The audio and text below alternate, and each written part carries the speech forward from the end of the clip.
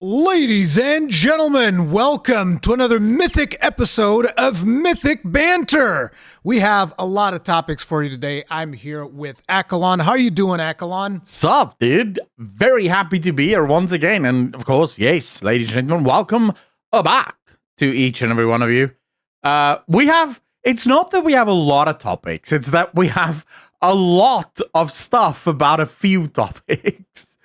Yeah, something along those lines. Yeah. It's been an interesting week, to say the least, and even though my radar is just firmly placed on all things Monster Hunter Wilds, because we're coming up, bro. The beta is going to be available next week again. There's going to be an event. There's been all of these new things coming out from IGN. All I care about is Monster Hunter. That is my life. But some people have put it upon themselves to give us some very interesting content discussions for today's episode. But before we begin, always do remember that you have to hit the like button. You are now compelled. I am hypnotizing you with my finger motions to hit the like button and then subscribe and hit the bell notification icon so that you're always aware when Mythic Banter lands right in your feed.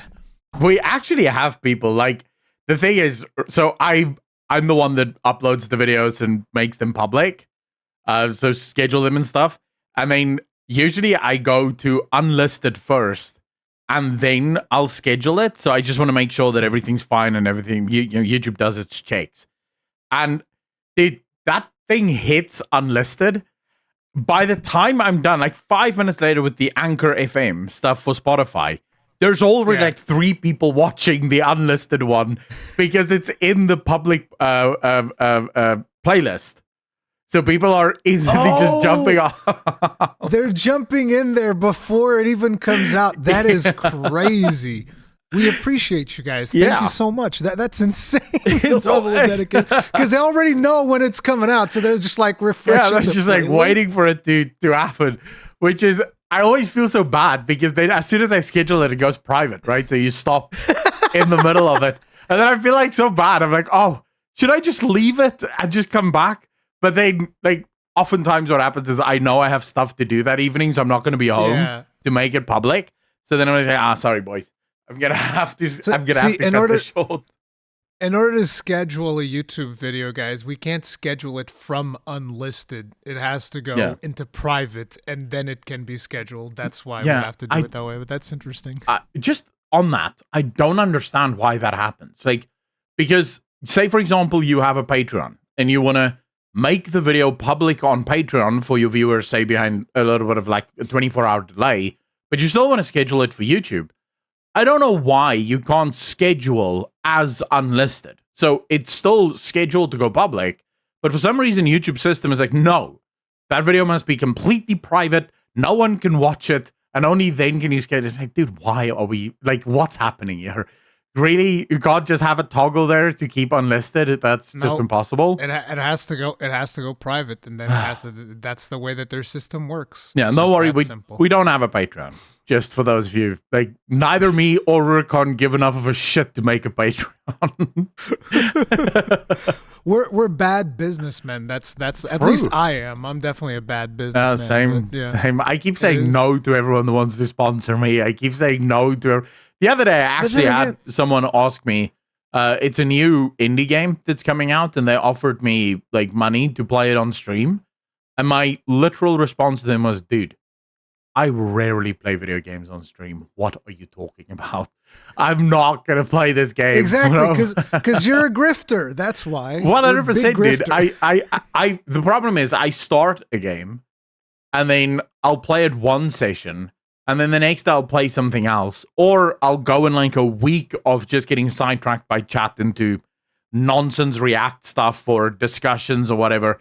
So I'm never the kind of guy that I will never be able to do gaming streams because I can't stick with one game long enough to actually do a gaming stream. You know who has been playing Monster Hunter though? Who? Preach. Oh, yeah. I saw you guys hang out and you guys did some podcast stuff. Dude. Yeah, well, what's his thoughts? Hilarious. It's been hilarious to see him play the game because he's like, You know how he does it, right? He doesn't actually look stuff up, so he tries to figure everything out.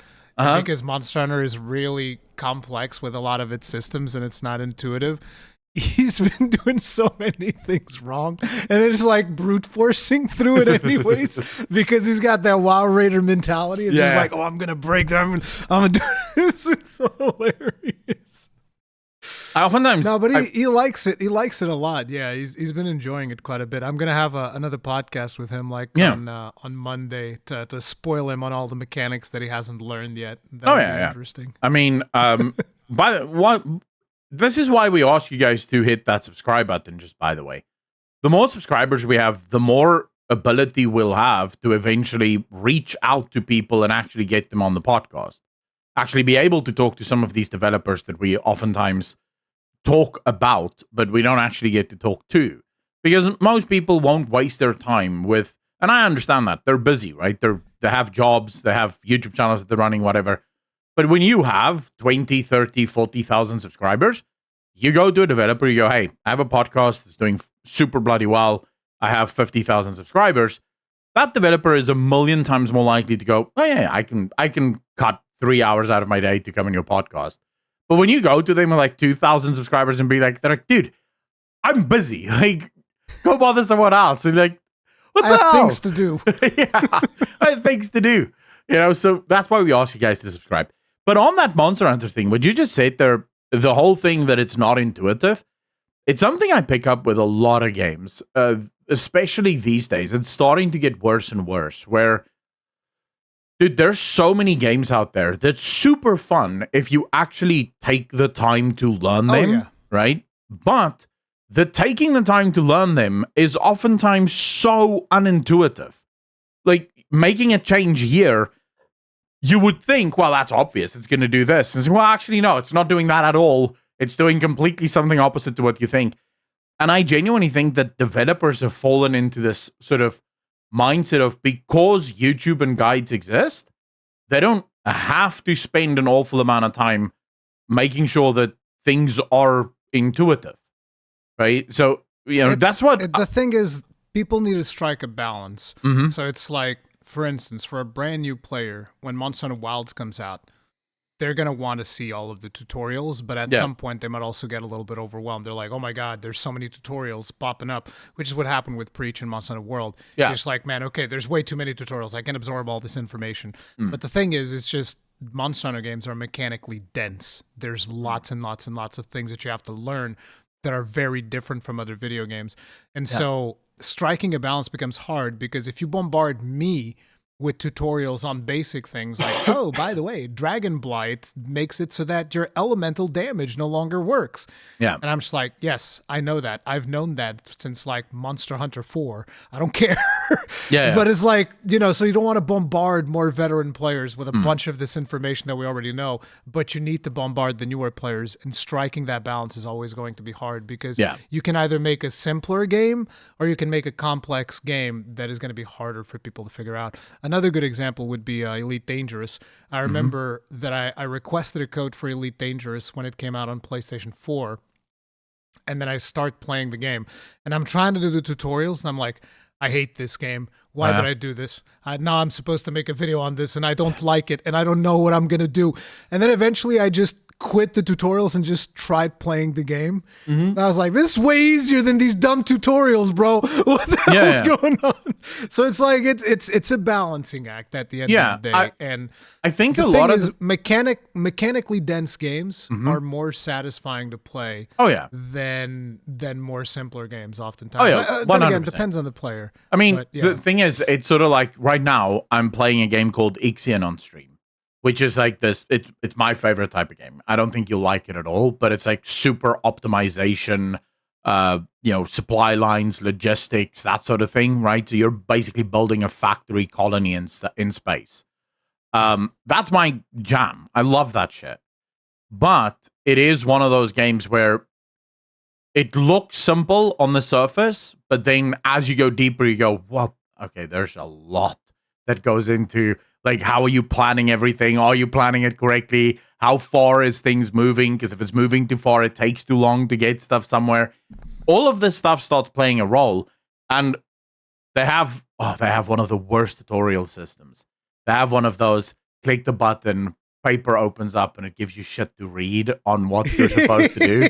And I'm just like, bro, no. Like, no. No one reads this.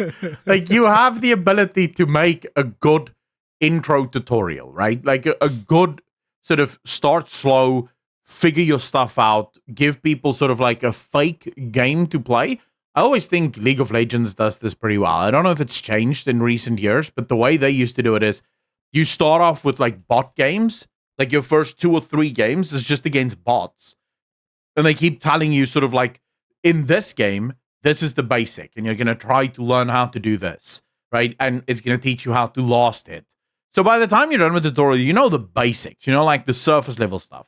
And then from there, you're going to have to play a lot in order to learn just how complex the game actually becomes. I don't know. I don't know what the balance is, but I do think there is an over-reliance from developers often on YouTubers to do the heavy lifting rather than to try and figure out how do we put this into our game. You know, another game that's phenomenal on this, but there are things that, for example, if it wasn't for you and I talking about it so often, there's just things that I would not know. For example, you take a game like Elden Ring, right? In Elden Ring, the normal approach to how games work, you would think that upgrading certain things over other things just makes sense. I'm melee, so obviously strength is going to matter here. But then health is actually far more important up until a certain point, and there's no real way of knowing that unless someone tells you, hey, maybe get some health here. That was actually new, even for veteran Dark Souls players. So a lot of us struggled in the beginning because we weren't putting enough health. Because we were used to health not being super important. So the whole thing is like, okay, so first we build up our damage, and then close to the end we build up our health. Whereas in Elden Ring, they definitely want you to do it the other way around. So just get the basics to get your weapon out, start upgrading your weapon, but then just like massively go into, what is it, Vigor, I think? Yeah, Vigor. And they also don't tell you that all of those little points that you put into it means shit until certain breakpoints. Like, your damage doesn't actually increase at all until you hit that breakpoint. Then it's like, whoa, now I'm doing some massive damage. Not really. No, not. It doesn't feel. No. The feel isn't that. I'll tell you, when I hit, for example, like, I put my 1 strength point, I demand 200 more damage. Well, that's how it works. It doesn't feel impactful. It's when you start a new character, then you go, whoa. I feel so weak right now, right? But when you're just going through it, because it's these small tiny incremental increases. Until you equip like a beast weapon, then all of a sudden it's like, bro, I'm shredding. I'm straight shredding. Or until you hit those breakpoints, like 40, I think is like the first big breakpoint. 25, maybe? What's the first big breakpoint in Elden Ring? I don't think there's like these breakpoints that you're talking about. The breakpoints that you're talking about is probably whenever you started upgrading the weapon instead of upgrading your stats. No, I those definitely are the actual breakpoints. So I found a super, like, my weapon, I have this little blade that its special moves shoot this blood thing out. I don't know what the blade is called, but it's a normal dagger. I think that's Reduvia. It's a dagger that shoots blood. Yeah, I'm pretty sure that's Reduvia. As soon as I hit 40, dexterity, I think, on that, or magic. Was it magic? One of the two. I can't remember now which one. But as soon as I hit 40, it was like, holy, this thing's shredding. I think I know what's happening. Yeah, what's happening is you're probably raising, is it dexterity that I think dexterity does increase.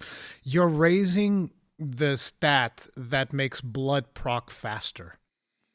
That's the thing. Yeah, you're raising the stat that increases your ailment. And so suddenly, if you're, let's say that before it took you like 5 attacks to proc blood, and all of a sudden it takes you 2, you're like, oh man. But that was just like, it's not like you hit a threshold. It's more that now you're just the threshold is faster. Called now you feel sorry for bosses because you just delete health. That's what the threshold should be called.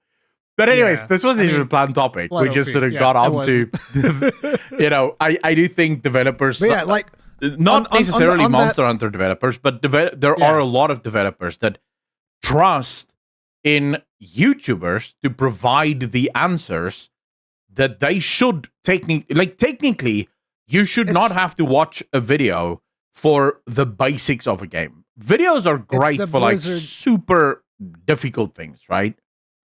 It's the Blizzard Deadly Boss Mods relationship. Yes, yes. It's like, pretty much exactly the same thing, right? We don't have to explain to players what this boss does. Yeah, we'll just put a YouTube video in there. Deadly Boss Mods, who cares? And it's getting worse because Microsoft just added Edge Gaming, which is now going to give you a browser in your games that you can literally just ask it, hey, Edge, how do I do this thing? And then it searches for you and tells you how.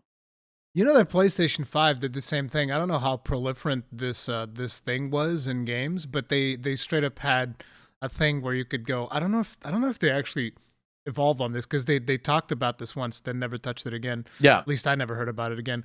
But there was like this feature where you could actually just look for the solutions of puzzles, and they would tell you where it was. And in certain games, there will even be like these rewind states where you'd be able to try the puzzle, and then if you fucked it up, you're like, oh, now I'm just gonna rewind to this point and then do it again. And I was just like, bro, what are we doing, dude? It's like, no, I mean, what are we doing? This is so weird. On this, you just mentioned PlayStation. We don't even have it on the list. But before we get into the topics, we should probably talk about this. PlayStation just made the Japanese CEO the only CEO. And move because they used to have two CEOs, one in the West and one in Japan. They had two CEOs, yeah. And the one in the West, they just went, "You're shit. Get the hell away. You were making terrible choices here. We'll just go back to being with a Japanese dude." The thing is, there's almost this notion that if somebody is good at one thing, then we can just push them up the ranks. Yeah. But at the end, because for instance, Herman Holst is the guy in charge of Guerrilla Games, who are the ones who made the Horizon games. And I know that not everybody likes Horizon, and there's the whole stuff about some people not liking the way Aloy looks or whatever. I've played both Horizon games through the completion. I love both Horizon games. I think they're awesome games. No, a lot of people do. Yeah. The thing is, I think that Herman Holst did a fantastic move shifting from Killzone to Horizon, because I personally like Horizon more. And I think that he was good at leading that studio, but I don't think that necessarily makes him good at leading the whole thing, especially when you take into consideration that, like, you've made two really good single-player open-world games. Yeah. Now you're going to be managing this push that Sony has been making for doing 12 live service games. Yeah. Which is one of the reasons why apparently they were even working on a Horizon MMO, which I've recently heard rumors that has been canceled. Yeah, that was probably him going like, "Oh yeah, we're gonna figure this out. We're gonna have an Horizon MMO," and then Concord happened, and it's like, "Oh, never mind. Let's not have a Horizon MMO." I just had a great idea, guys. I think we're not doing a Horizon MMO. How about we do the third part of the Horizon trilogy instead? Because Horizon 2 actually ended on an interesting note. Yeah, let's see about that. I absolutely agree with you. And it should also just be mentioned, the new CEO basically announced, well, this is Sony taking two steps forward, one step forward, two steps back. They just announced that they're finally giving up on the PSN requirements on PC. They're no longer require you to have a PSN account. I was not aware of that. Yeah.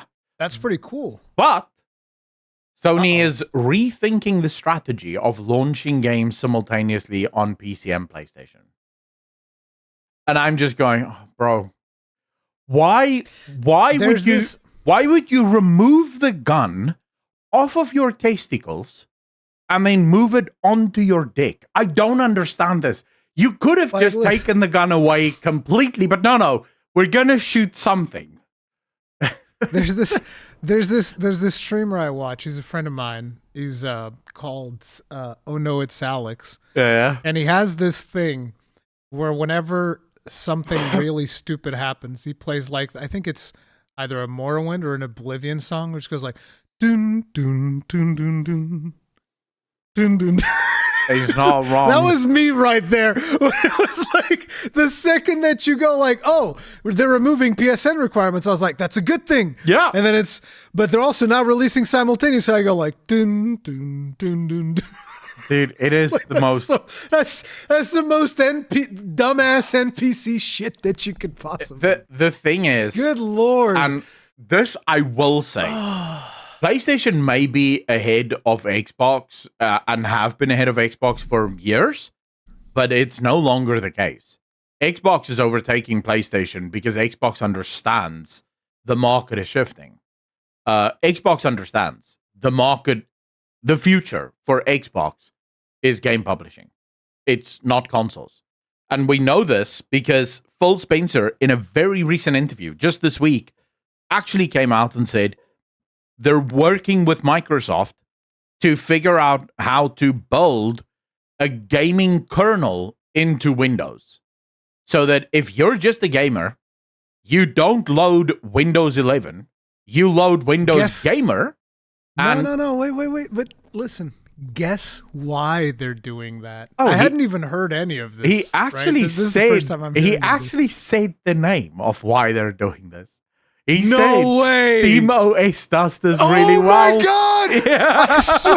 I swear I did not know this, dude. I swear to God. That was I hadn't words. heard about the window the gamer Windows kernel. I had not heard of any of this, but I was instantly like, oh, it's obvious he's doing it because Gaben's coming up his ass. Yeah. Gaben's just like, I'm coming in raw dog, baby. And Phil Spencer's like, whoa. We need to Let me get at this least done. put on some lube first. Just put on some lube. Yeah, because he, in his own words, SteamOS does this really well. And we know that SteamOS is currently working my on God. graphic card delivery, driver deliveries. So they're getting ready to launch on PC. And I think Phil Spencer reads the room correctly. He knows that most gamers hate Windows because Windows hogs a shit ton of your resources that we want for our games. Right? And so they're now working to see if there's a way that they can create a separate Windows kernel that you just activate and that deactivates Windows 11 and you just load into Windows Gamer or whatever. Right? And it's a chopped down or a watered down version of Windows that just provides you with all of the gaming stuff that you require. So Microsoft is reading the room correctly. They know games are changing. They know that things like the portable PCs, we spoke about this a few weeks ago. Portable PCs, I said this yesterday during my stream as well. The whole thing that consoles had going for it was ease of use. You buy your console, you plug it in, it's done. That's it. That's the work that you're doing. PCs don't have that. There's a lot more that goes on. Even if you have someone else build your PC and they just deliver it to you, things go wrong, right? Cables are unplugged. Maybe you want to upgrade. You need to know how to do those things. And for us, the PC boys, that's super fun. We love fiddling with our PCs, except Rurikon, whose PC is currently broken. That doesn't change the fact that I love fiddling with PCs. Yeah, it's just but my PC right now is busted. Yeah, but this is the thing. All PC gamers love fiddling with their PCs, except when the PC is broken. Then it frustrates the living shit out of us. Because now you have to go figure out what is it that's broken on you. Like, what is it that's wrong with you? The thing for me is like, it doesn't frustrate me that it's broken. It frustrates me that I know exactly what's broken and that there's no way for me to fix it because it's the motherboard.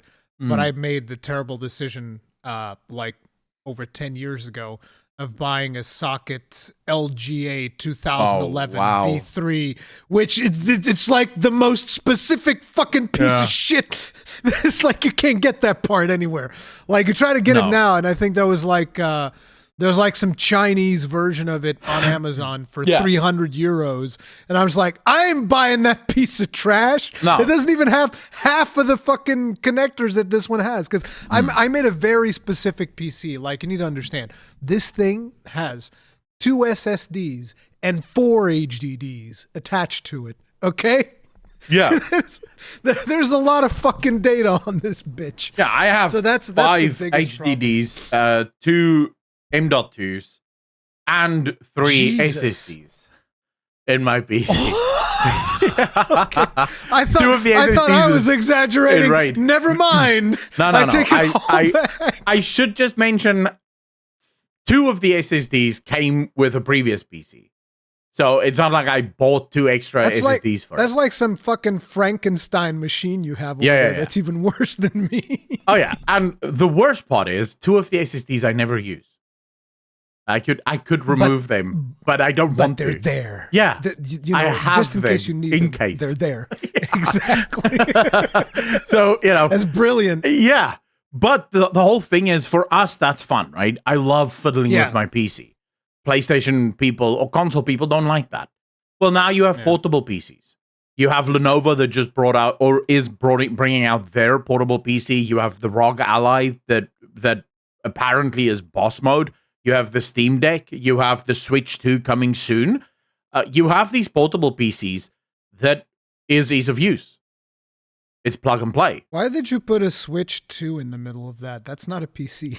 No, but the Switch 2 is also in the handheld market. And I'm pretty sure once that becomes prevalent, Nintendo will be on that like white on rice, right? They'll build their portable PC as soon as possible to run with everything else. So fundamentally... Oh, wait, no, you think Nintendo's going to build a portable PC? They'll, if it can make them money, they'll do it. It's Nintendo. No, it's not happening. I personally think they will. But it's not. No, even if it doesn't happen, 0% chance. Now that you have Lenovo and Asus and Valve playing in this, MSI is going to follow. Logitech is going to follow pretty soon after that. Corsair is probably going to follow soon after that. I won't be surprised if we see... You already have something from Razer, I'm sure, which is probably a piece of trash. Yeah, is it the Razer Shield or some shit? I don't know even what it's called. Oh, right, there was... No, that's the NVIDIA Shield. Oh, but the Razer... Yeah, Razer has a handout thing years ago that they had. Yeah, but everyone's going to get it. Razer Blade right? or whatever. Yeah, Razer Blade, the laptop thing, but they also had like a handheld version of it, some shit. The point is, portable PCs do exactly what a console does, and so much more. So then you just get into this question of, well, why would I buy a console when I can just buy a portable PC? And before, you definitely had that. The thing is, this is always the thing that I bring up, is that Windows is a piece of shit, consumes too many resources. But if they make a lightweight gaming only, kind of like Steam Big Picture mode, basically, but for Windows, that's pretty beast. And you have SteamOS that's open, right? People can use SteamOS. Lenovo is running on SteamOS, so the one thing that I'll say is that I don't like the Xbox interface because it's got ads on it and shit, and it's annoying. And it's like, bro, no ads. Fuck that. No, I agree with you, but I think the point was more. Sony seems to be stuck in this time loop where they still believe they can ship consoles with exclusivity. And it's like, bro, those days are coming to an end. Which is also weird because I've heard a news. I haven't dug too deep into it, but apparently they're like stopping production of Blu-rays or whatever it was. Yeah. Blu-rays is coming to an end. So it's like if they're ending Blu-rays, it's like, I mean, where's your physical media? If you don't have physical physical is gone. You're a glorified PC because like that was the big thing that consoles still had, is that they had physical media for enthusiasts like myself. Yeah. That is like, oh yeah, I want physical media. I like physical media. And now it seems like the only console that really is going to still have physical media is probably going to be the Switch 2. Yeah. Yeah, the Switch 2 should still have the physical media. Because of Nintendo, they won't let anyone else play with their toys. But fundamentally, I think Sony is reading the room wrong. I think Sony thinks that this can still work. And it's like, bro, first of all, you no longer have the publishers. You used to have the publishers over Xbox, right? Xbox had Halo and Gears that could have been great, but they kept screwing it up over and over again. But that could have been great. But now Microsoft has a crap ton of studios. So Microsoft can just outcompete you in the general exclusivity market, but they're not playing exclusive games. Microsoft is saying anyone can play anything. So you are fundamentally, I think, doing one good thing. PSN, gone. Great. PC gamers don't want to be on your PSA network. But now you're going, but maybe we're not going to launch simultaneously. And it's like, oh, why are we back here? We were so close to ending this bloody exclusivity war. It's like, the thing is, people have started learning that if you don't release things simultaneously, that is actually a huge issue. Yeah. Which is something that Square Enix has learned the hard way. And PlayStation appears to be going back to, no, we actually want the exclusivity stuff. I think that's going to be a mistake. But ultimately, it's like, listen, you want to play on your Xbox, play on your Xbox. Want to play on your PlayStation, play on your PlayStation. Oh yeah, play wherever you want. Play on Switch. Want to play on PC, play on PC. Because I know that a lot of people will take this segment, they'll start going, oh, here they come with the PC master race bullshit and bada. And it's like, at the end of the day, both our positions are like, put games everywhere. That's the thing. Both of us are just put games everywhere so that everybody can play wherever the fuck they want, cross-play, cross-platform, all of the things. Yep. That's the best way for everyone. For us as gamers, I think that arguing for literally anything else is shooting ourselves in the foot. Yeah. It's like, to me, it's the more people get to play the games, the better. Now, is it going to happen? No, we're not there yet, but... To be very clear to people who may not understand, the jokes about PC Master Race is just that, it's jokes, right? It's taking the piss. Ultimately, as a gamer, I want gamers to be able to play everywhere except on their mobile phones. So that's like the one place I don't want you to play video games. But everywhere else, wait. No, wait. You can play on mobile phones now because you can use Steam Link. That's valid. Steam Link, as PlayStation long as Play, Steam is Xbox involved, Cloud. As long as Steam is involved. If you're getting the game on the Android store or the Apple store, no, you're not allowed to play those games. But everything else is fine, right? But I mean, just look at this. And guys, we didn't even plan this segment. We're just getting into a rabbit hole here. But Spider-Man 2 just had its official PC launch. It sat at 18,000 peak players on PC. Yeah, now, but it's one of the wasn't it one of the top sellers on Steam for a while? The issue is the player numbers don't seem to suggest that is the case. Who cares about player numbers? If it tops the charts, who cares about the amount of people playing it concurrently? Because the charts being topped depends on a lot of factors, right? It depends on the other games at the time of the charts. How many games is up for pre-order? Where is it for pre-order? The point is, it doesn't look as if the strategy delayed launch works. It doesn't work for Epic Games. It doesn't work for PlayStation games. You do, and it's not that Spider-Man might not sell millions of copies down the line, but I didn't even know Spider-Man was having its official PC launch.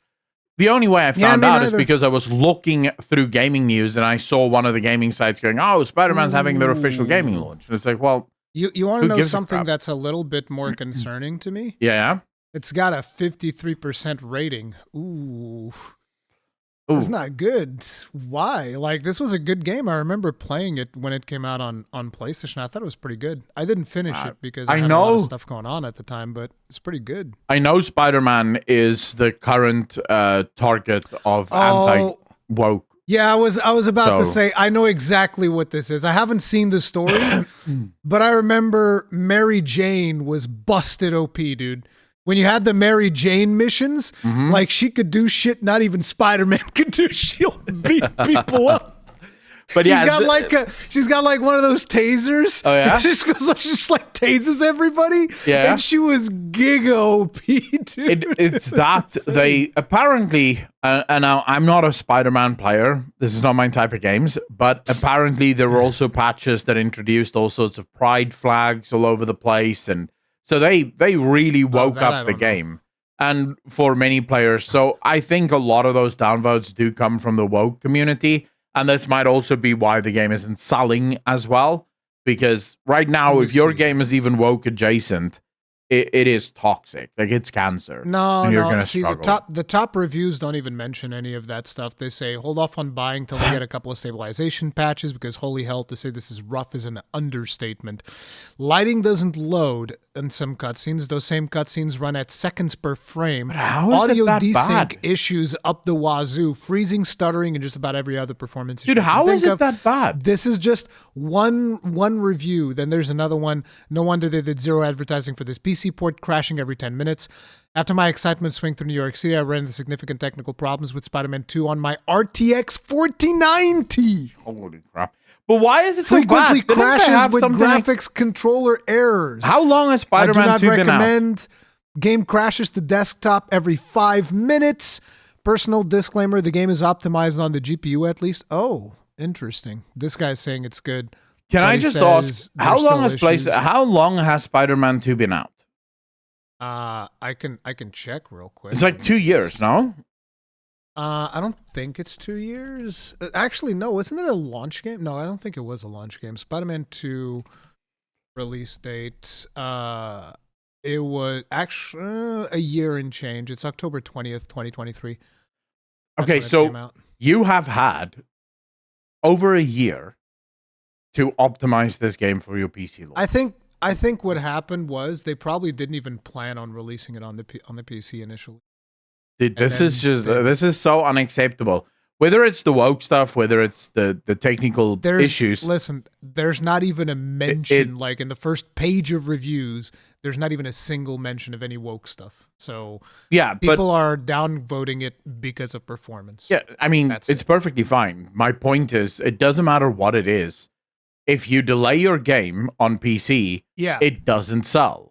It doesn't matter. I mean, it can be one of the greatest it games ever. sells. When you It sells, but it doesn't sell as much. Yeah. Like, for instance, Monster Hunter World didn't come out day and date. It No. came out much later on the PC, and it still sold a fuck ton. And right Mm-hmm. now, still it's probably like I would imagine hovering. I'm gonna guess 50,000. I I'm would gonna guess say, that's like it's 24 hours. yeah, it should do. But I would say there are the exceptions to this are games that are sort of cultural phenomena, right? So if a game becomes sort of like a massive cultural hit, then that game will sell no matter what. Like Red Dead Redemption 2.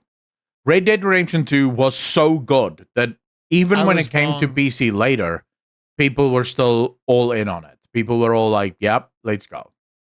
I was wrong, Akalon. It's more than It's not 50. 50,000. No, it's 43,000. I missed it by Oh, shit. 7,000. Well, But there's 43,000 is still 28,000 amazing. people playing it right fucking now. It's still amazing considering how old it is, right? It's a 6-year-old game. Yeah. No, wait, not even 6 years. It's 7 years old. Literally 7 years old, like right about Yeah. now. But that's sort of those games are it's sort of the same thing that we discussed with the $100 price tag for video games. Yeah. There are some games like GTA that can probably get away with charging $100 for the game. That is a once in a generation game. Most games aren't going to be that. So when Sony delays games, it's going to cost them. It's going to cost them dearly, and I don't know why they would do it. Absolutely. But anyways, before we continue I down just this wanna- road, I just want to make it clear because I already know that there's a bunch of console warring fanboys out there. We don't care where you play your games. play We're wherever you giving want. you what is going to happen if Sony doesn't get their fucking act together. Yeah. Okay. And I say this, by the way, as a PlayStation fan, as somebody who was given a PlayStation 5 when it came out for review purposes. Okay. Like I'm a fan of the platform. Don't get me wrong. Yeah. I just think that they're not doing what's best for them 100%. yeah, no, I think they're shooting themselves in the foot. They have great games. Why not make it available to everyone? Let people play I know. Let people enjoy it where they want. You'll still have the people that prefer the PlayStation because they like the controller, they like the platform, they understand how it works. Oh yeah. You're always going to have that. I mean, there's still people that use Apple phones. Like, you know, no matter how shit a product gets, the people just stick with what they know, you know? The So it's fuck, bro? perfectly fine. Dude, I That was hate a Apple. very specific joke. I hate I have an Apple. iPhone, bro. What the fuck? My condolences. No, it's got really good cameras though. The camera on this I phone is hate fucking Apple, bro. beast. I hate everything that's Apple. fine. There's nothing about Apple I like. Oh man, No. Don't even Listen, get me started on love, my Apple hatred. I love Apple Podcasts. We appreciate them very much. It's a great platform. I We love all begrudgingly our launch Apple on that listeners. because the Rurcon forced me. No, dude. Apple started the podcast, bro. Yeah, Chill. but what I hate about Apple is the fact that they are as closed off as Sony wants to be. You can't get into, if you're not in the ecosystem, you can't get into the ecosystem. And once you're in the ecosystem, it is super hard to get out of the ecosystem because everything syncs up to everything else, and they only allow their little apps to run on anything. It's so anti-consumer from just every aspect. I hate it. I absolutely despise it. But never mind that. You know, I like my Androids. I prefer it that way. It's fine. I think let's get into the first topic because I could spend 3 hours talking about Apple and how much I hate that. We just like to point out, guys, thing. that we've put up like a layout of all of the things that we're supposed to talk about. We have touched literally zero topics. Yeah, we're 40 minutes in and we have not discussed a single topic. Mythic Banter, baby! Woo! True. That's what's up. All right. Topic number. What the hell just happened? I heard like a USB sound. I'm scared. I don't know. The fuck just everything works God, fine. I'm so scared. Okay. It looks fine. Anyway, as I was saying, topic number 1. Yeah. We got to talk about the Goonergate drama. Oh yeah. Yeah, the Goonergate drama. I've seen this. This has been very interesting to me. So apparently the origins of this, I did a little bit of Googling to kind of like get ready, but I don't know all of the ins and outs. I know that currently it's kind of like resurfacing because of the Razor Fist drama. Yeah. Who is another content creator who, by the way, I don't know that much about Razor Fist. Yeah, I really should just say what I know about him is literally just related to this Goonergate stuff. I've never seen a single one of his pieces of videos. Because people are now digging into this guy and digging into his past, and it's getting fucking dark. Yeah. Okay? Things are getting really dark really fast. But anyways, let's brief people on the actual beginning. So this whole thing started when I think it was that Pirate Nation account on Twitter. Yeah. They tweeted back in December a little video of one of the characters from The First Descendant, which I believe we talked about The First Descendant here in the show as well. And I think that our conclusion is like, this is some fucking money grabbing, just get people by the balls. It's a game that was completely dead. Free to play. It was a game that was completely dead. I mean, by allowing people to dress in the skimpiest of outfits, they were able to come back. Who told you this? Watch Mr. Matty plays his review on this. Watch Skill Up's review on this. They all say the same thing. The game is boring as shit. I remember watching Worth a Buy. That's not what I'm saying. Super boring. Because I watched the gameplay and I instantly realized exactly what it was. Mm-hmm. I realized exactly. I looked at it and I was like, okay, I see exactly what you're doing. You guys are going to just like get a bunch of pay to win bullshit on here. You're going to get people hooked because the game looks good and it's probably got like excellent visuals, great animations, all that stuff. It looks and good. Then playing is not. But it's going to be the same repetitive bullshit nonstop. It's going to be grindy as fuck. And then they're going to give people like shortcuts for that grind. Of course. Right? That's like the classic. The classic. El Clasico. Yeah, they're pulling out the classic. Yeah. And so what ended up happening was, anyway, our opinions on the game was that we just didn't care for the game. It was whatever, and if people want to play it, do whatever the fuck you want, but it's pay to win is balls, which is exactly what we expected, and it's going to be super repetitive. So that was our view on the game here on the show. But then in December, the Pirate Nation account, or whatever it's called, they tweeted out a little video of one of the characters in one of the skimpiest outfits, and it was just like weaving a little bit, shaking her hips, and it's got like the bouncy jiggle physics on the butt and all of that, and it's like, is this what gamers want? I think is what the tweet was. Yeah. And then what happened was Melanie Mack jumped on that. And again, I was not super aware of who Melanie Mack is, what she does. I've heard that she's like super popular in the anti-woke movement because she's constantly going against the woke stuff and all of that. Yeah, she's part of the anti-woke. Yeah. And so she goes, this is definitely not what I want from my video games. This is terrible, and it's really bad because it's too revealing, and my Christian values, and blah, blah, blah, blah.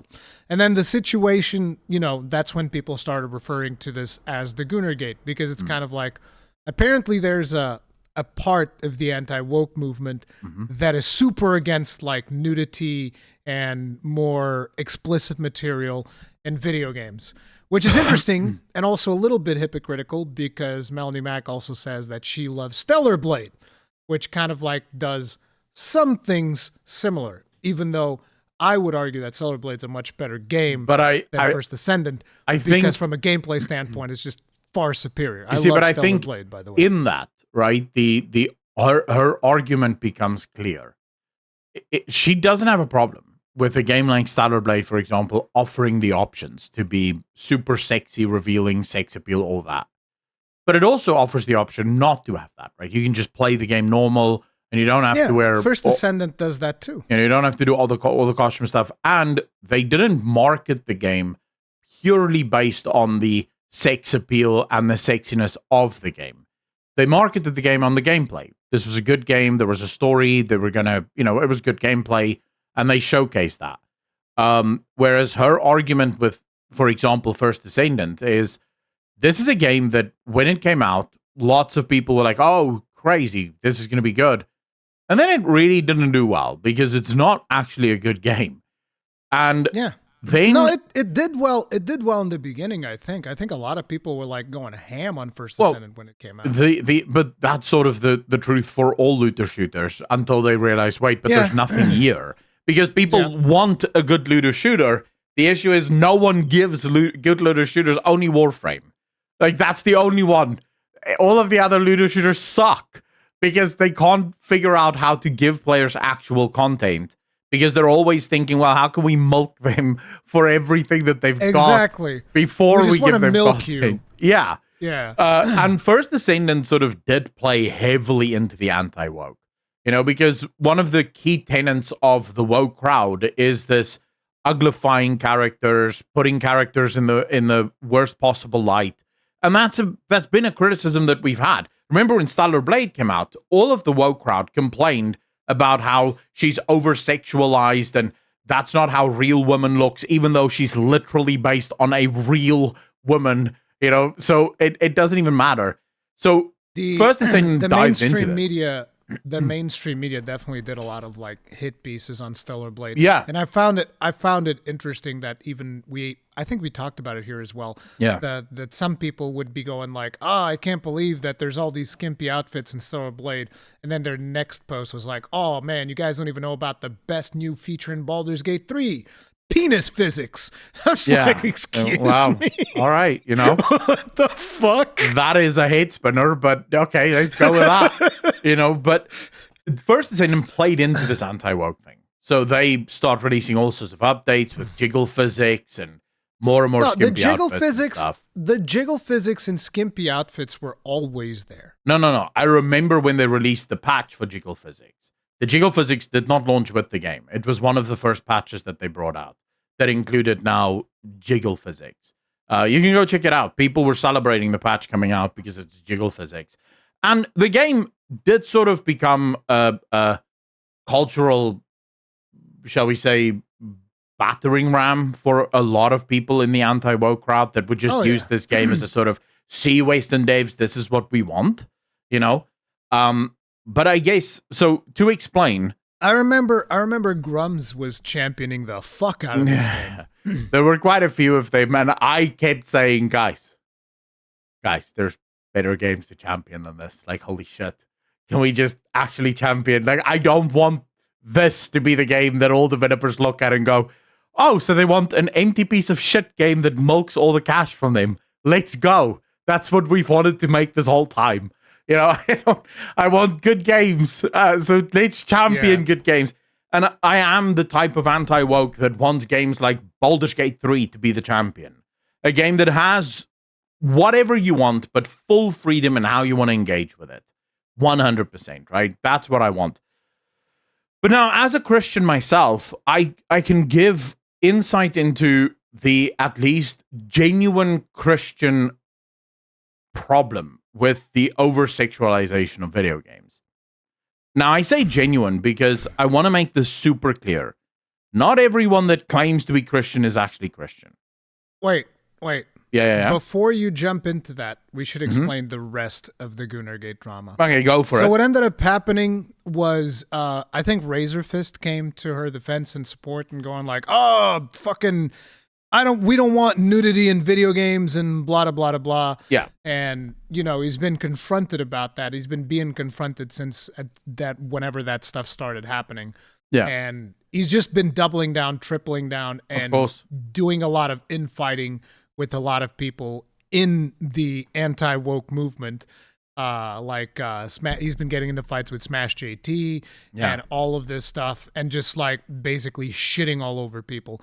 And I think that Razorfist is very used to just like shitting all over something and having a bunch of people backing him up. So he's not used to getting piled on by those same people that usually back him up. And so he's just like shitting all over people, going like, "Yeah, we shouldn't fucking have this explicit nudity in video games because of my religious beliefs or whatever."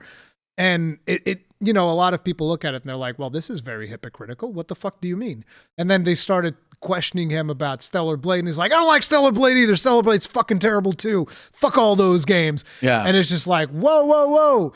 And then eventually he goes on side scrollers, and pretty much most of the donations that are going on is just people shitting all over him. Basically, people giving Stuttering Craig a bunch of money to shit all over Razorfist. And he rage quits the podcast. Yeah. He fucking leaves. And apparently he's distancing himself from the podcast. And he basically got completely slammed by most people in the community. And I think at the end of the day, the biggest discussion on all this Goonergate thing is, and a lot of people are saying, like, listen, artistic vision is the only thing that matters. If the developers want to make a game that includes nudity, that includes sexy characters, skimpy outfits, jiggle physics, whatever, let them do whatever they want. Yeah. And I'm kind of like of that opinion. And by the way, same thing for if they want to make ugly characters, you can go and you can do that too. Just don't complain if the market then rejects your stuff. Same thing for both sides, okay? Yeah. You want to make like a game all about naked chicks and then nobody buys it? That's too fucking bad. You want to make a game about ugly chicks or ugly men or whatever the fuck or whatever, and then people don't buy it? Hey, it is what it is. Like, if I put out a bad video, people don't watch it. It's like, well, fuck. Maybe I shouldn't have put out a bad video. True. So I'm always of the mind developers should do whatever the fuck they want, and then I look at it and I'm like, I like this or I don't like this. That's just the way that it goes. That's as far as I'm willing to take it, and I think that developers should do it however the fuck they feel like they want to do it. And that's kind of like where ideals are clashing, because now there's apparently some people that are like, well, actually, I'm also religious and I do not want to see this type of nudity in video games and blah, blah, blah, blah. Yeah. And there's a little bit of infighting. Now you can bring us in your point of view, being a much more religious person than myself. Yeah. Where do you stand on this? All right. So I am a Protestant. I am a Christian. I would call myself a Christian fundamentalist. I am firmly of the belief that Christianity is the best way to order society, and societies that are Christian are just better than societies that are not. But here's the kicker. I'm curious. Mm-hmm. I'm sorry. How does this work with the whole anarchist thing?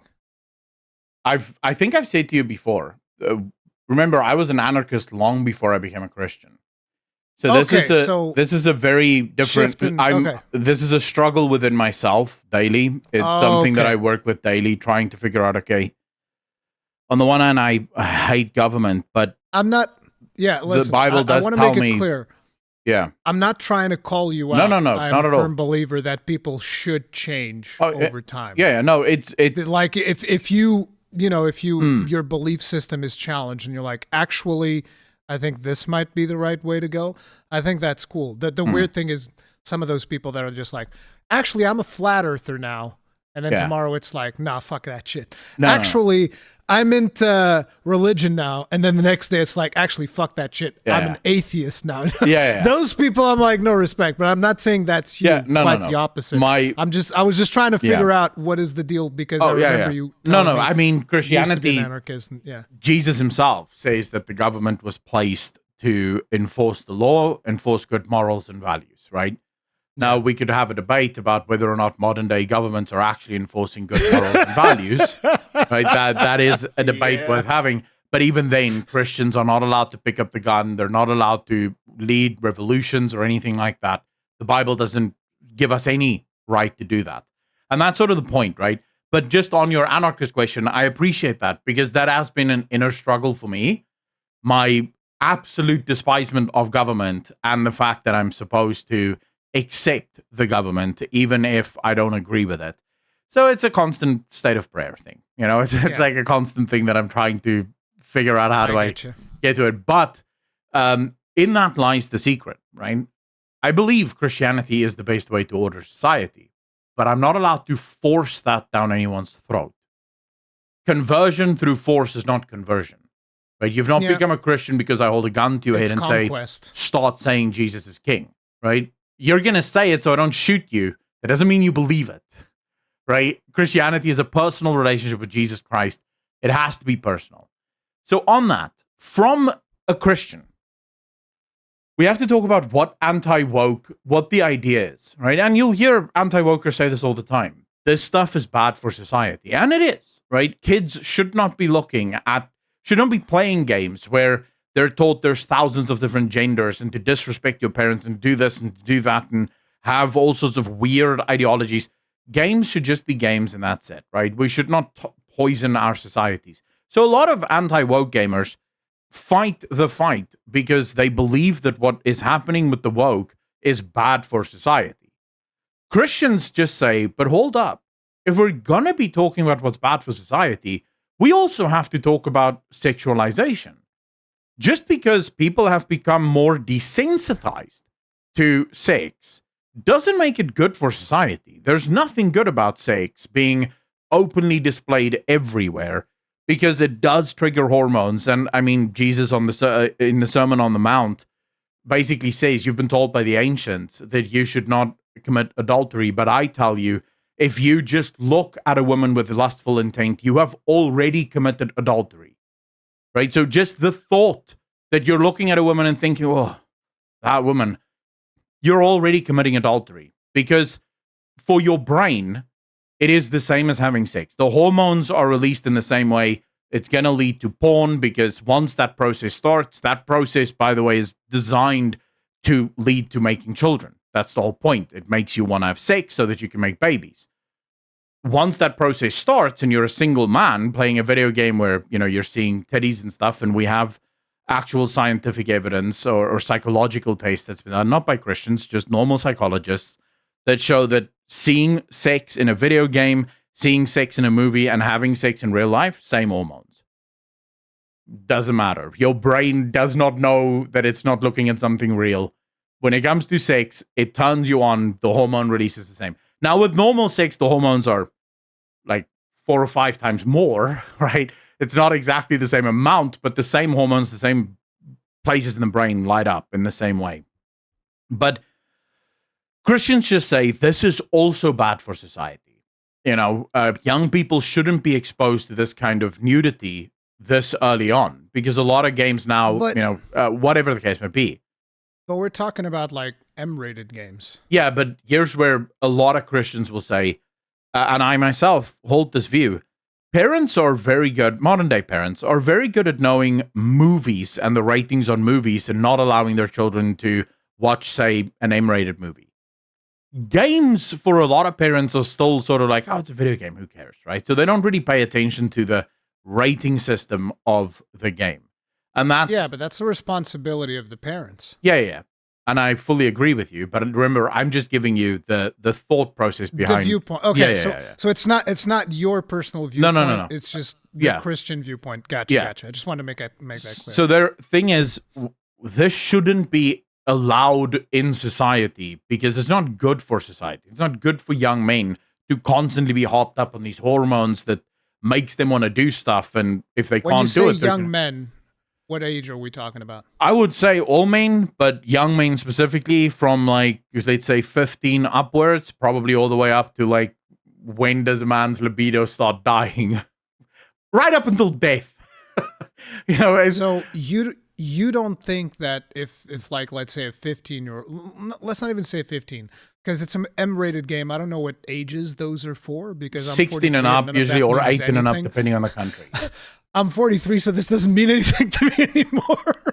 But, let's say an 18-year-old man, you are of the belief that him playing First Descendant is not a good thing because of the skimpy outfits and legal physics. Yeah, from the Christian viewpoint and my own, I wouldn't play First Descendant if those skimpy outfits was all that you saw. You saw them in the game and there was no way to toggle them on and off, because you see that it triggers the hormones, right? Because you're seeing something that is nice to look at. Those hormones have an end.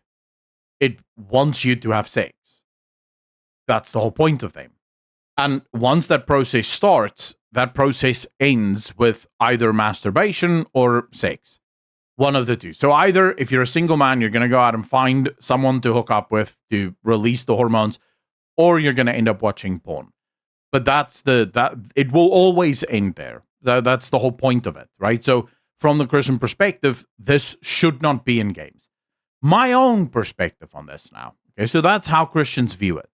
My own perspective is, I don't have a problem with it as long as it's rated. And it is, which means I don't mind. Because when I pick up a game, it has to be rated M, and it has to say sexually explicit scenes and images explicit material. May contain explicit material inside, right?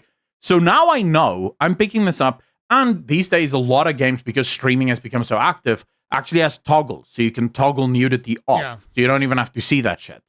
So from my perspective as a Christian, because I don't believe in force, so I don't believe that I can go to game developers and say, if you don't remove all nudity from the game, we're burning your shit down, right? From my perspective, as long as developers add it where it makes sense, so don't just add it to add it. And I'm not alone in this. Even Henry Cavill, who isn't a Christian, have said he doesn't like sex in movies. Because more often than not, the sex in the movie doesn't serve the movie at all. It's just there because you want a steamy scene in the movie, right? But if you add something and it makes sense to be there, cool. Give me the option to toggle that on and off, and I'm perfectly happy. This has been my approach to the woke stuff in video games as well. If you want to put gay characters into your game, go for it. I don't care. But then be open and honest about it. Say, listen here, guys, we added gay people because we want gay people in our game. No problem with that. We added gay sex because we want gay. Okay, no problem with that. Either give me a toggle to toggle that shit off because I don't want to see it, or be very explicit. Sadly, we don't have a rating system for that, right? When you buy a game, unless you watch the YouTube video of the YouTuber telling you, listen here, guys, this game has all sorts of messaging in it about, the LGBTQ and this and that and the other, you don't know until you start playing the game.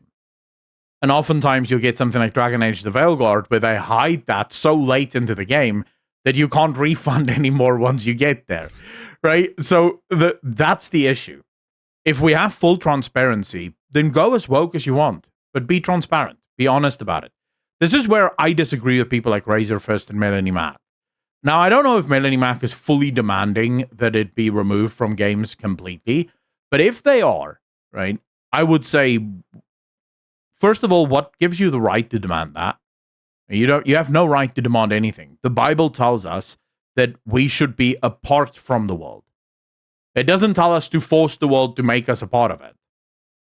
It says be apart from the world.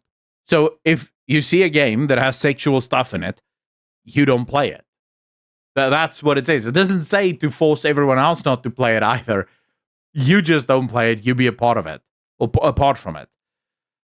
I don't understand where they're coming from. And I think the other thing that should be mentioned, and I was saying it earlier, not everyone who claim, and I'm not saying that Melanie Mack or Razor Fist isn't Christian. I want to make that super clear. I don't know their hearts. But not everyone who claims to be a Christian is a Christian. Some personalities love control, and they will use any ideology that gives them the ability to take control. And that's sort of where I think a lot of this is coming from. You have a lot of personalities that like the idea of telling people what they can and cannot do. And right now, Christianity is a nice way of doing that. And so they're using religion as a way to, no, I don't want as a any bludgeon. of this. Yeah, it's a nice tool, because right now, Christianity, it's the tool for the job. Because you can point to stuff in the Bible and go, see, the Bible says we shouldn't have this, so we shouldn't have this. It's like, yeah, those rules are for you as a Christian. If the Bible says you can't do this, you as a Christian cannot do this. That doesn't mean anything to the person that isn't a Christian. They're not under that rule. It's nothing to do with it. I've definitely seen a lot of people use a wide variety of different religions to kind of like posture as something that they don't actually believe in, but because there are specific things that they like about that, they're like, this is my ideology for right this second, which is Andrew Tate, the whole flip-flop. Yeah. Andrew Tate is a Muslim because Islam allows him to have multiple goals and not give a crap. That's literally why he's a Muslim. No other reason. Oh my God. It's just like, dude, come on. I've even seen Christians with multiple women that believe in polygamy, and then they use Solomon in the Bible because he had 900 wives and say, see, God doesn't care. And you're like, wait, God literally punished him for having that many wives. What are you talking about? God doesn't care. They didn't read up until that part. Yeah. They only read about the 900 wives part. So religion, like 900 wives sounds fucking good to me. Sounds like a terrible time to me, by the way, but exactly. But yeah, fundamentally, I think the Razor Fist thing is very interesting to me, because his ex-girlfriend came out, and basically a few years ago already, she tweeted on his account that, hi, my name is Razor Fist, and I watch porn while my innocent girlfriend is asleep next to me, while telling everyone else how bad it is to watch porn. Right? She tweeted that on his account. Ooh. Right? And this is the other part that I think people need to understand. Guilt is a hell of a drug. And when you do things in the dark and feel guilty about it, oftentimes what people will do is they'll think, if I fight this thing, it absolves me of my own sin. Right? So this is why oftentimes you'll all know exactly what I'm talking about. You'll have this one congressman that's all for family values and Christianity and church. And then it turns out he's been cheating on his wife for 20 years. It's his guilt. He knows what he's doing is wrong. And so he needs to fight for his cause even more fervently to make up for his sins. Yeah. He hopes that him fighting for the good values absolves him of the sin of his own life, which, if he reads the Bible, he will know God will look at him and go, yeah, I don't care about that at all. You cheated on your wife for 20 years. It doesn't matter that you said a lot of people shouldn't cheat. I don't care about that. You cheated, right? So what you do doesn't matter. You don't get into heaven because you did good things. That's not how that works. So I wonder. That's such a good boy. Yeah. I wonder with someone like Razor Fist if that's not a main driver. Now, again, I don't know his heart. He may have changed since then. He may have actually become a Christian since then. I don't know his heart, so I'm not going to judge him. But it's very weird to me. I call these Christians militant Christians, and I don't like it, because nowhere in the Bible does it give you the right to be this way. Right? That we're not supposed to be that. So yeah, I'm from my perspective, the reason I don't fight sex the same way I fight woke stuff, sex is already rated. It's already available, and you can just pick up the box. You don't even have to. You can just go on Steam. It says it there, right? When it's M-rated But and when it's there's like- sexual stuff in it. And in a lot of ways, I do understand why so many Christian people try to fight against it. I don't agree with it, but I understand why, because there are so many people in our society that quite simply do not care. Like, I'm a parent. The amount of times my kid comes up to me and it's like, Dad, what's GTA? And I'm just like, fuck. And I was like, where'd you hear that? It's like, well, all my friends play GTA. My kid is 10. Yeah, Okay. 10-year-olds Children should not at be the playing age that. of 10 should not be playing GTA. No. And maybe you can, people can start calling me like a conservative or something like that. But I remember, Oh, shit. when I Trump voter. yeah, people start calling. It's like, oh, what the fuck? What do He you mean got on a 10-year-olds boat, can play boys, GTA? Went to What America, the fuck? cast his vote for Trump, and then fucked off back to Spain. Portugal. Spain. I'm ending this podcast right fucking now, bro. Work on what his the Spanish hell? now, boys. God damn it. No, but Espanol. like the thing is, I remember when I What was language is younger, ¿Cómo estás? ¿Cómo estás? Is Espanol, is Spanish. It's Spanish. Okay. Yeah. What does it mean? How are you? How are you? ¿Cómo estás? Yeah. ¿Cómo estás? ¿Cómo estás? I mean, it can also be Portuguese, but we don't really use it like that. Oh, okay. Because you can also say it with a Portuguese accent, can be like, como estás?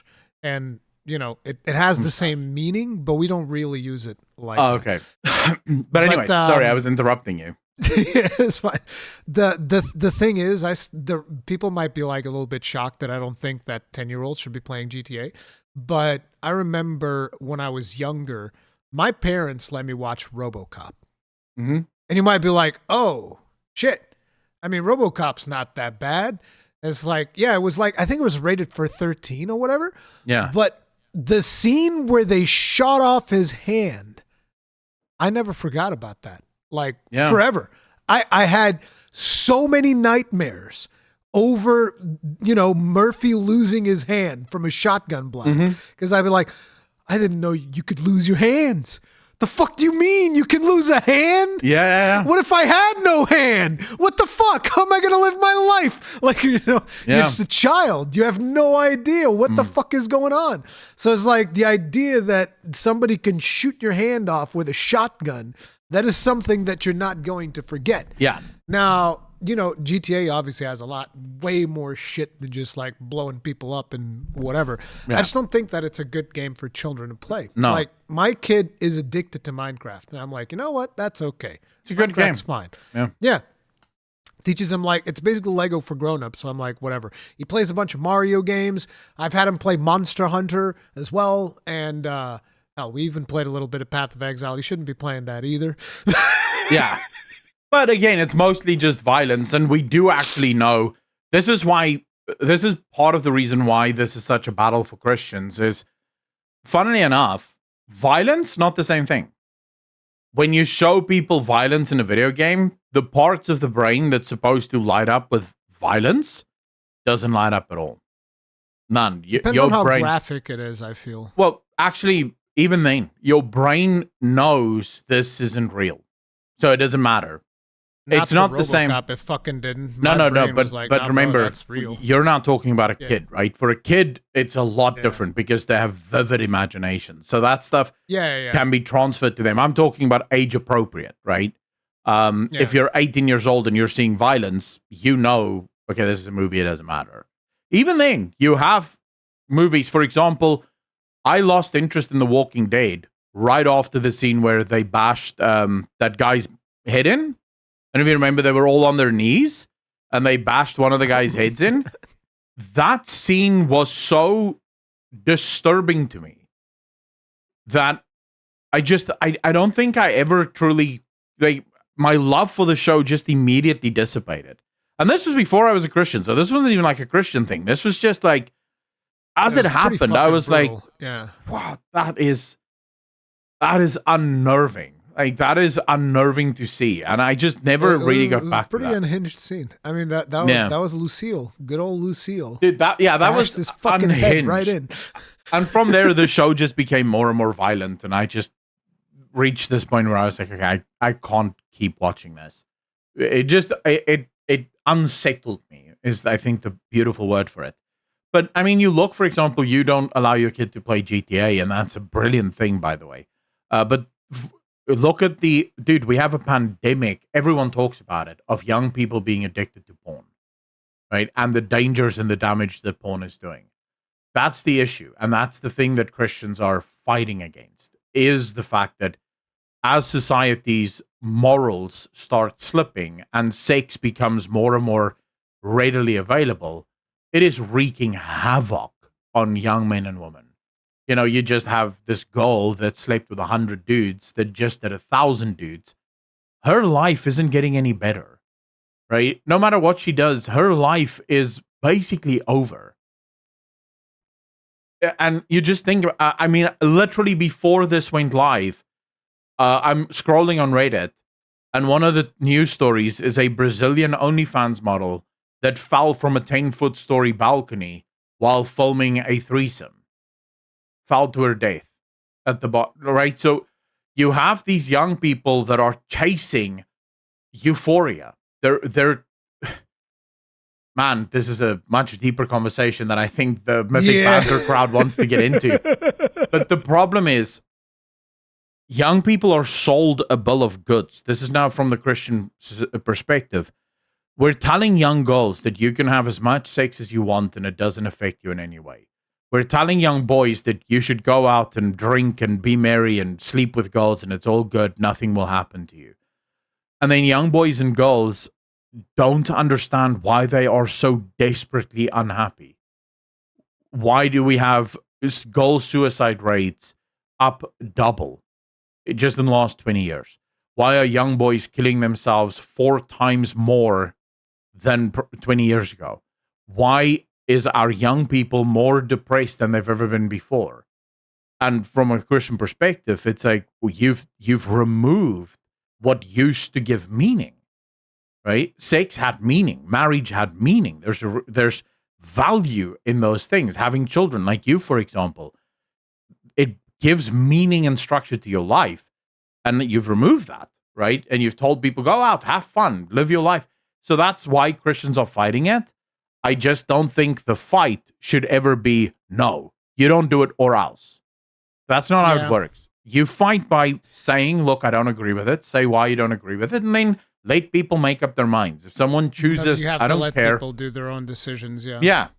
Make them do what they want to do because ultimately they are free to do so. It's not my job to force my views into anyone's, world or into anyone's life.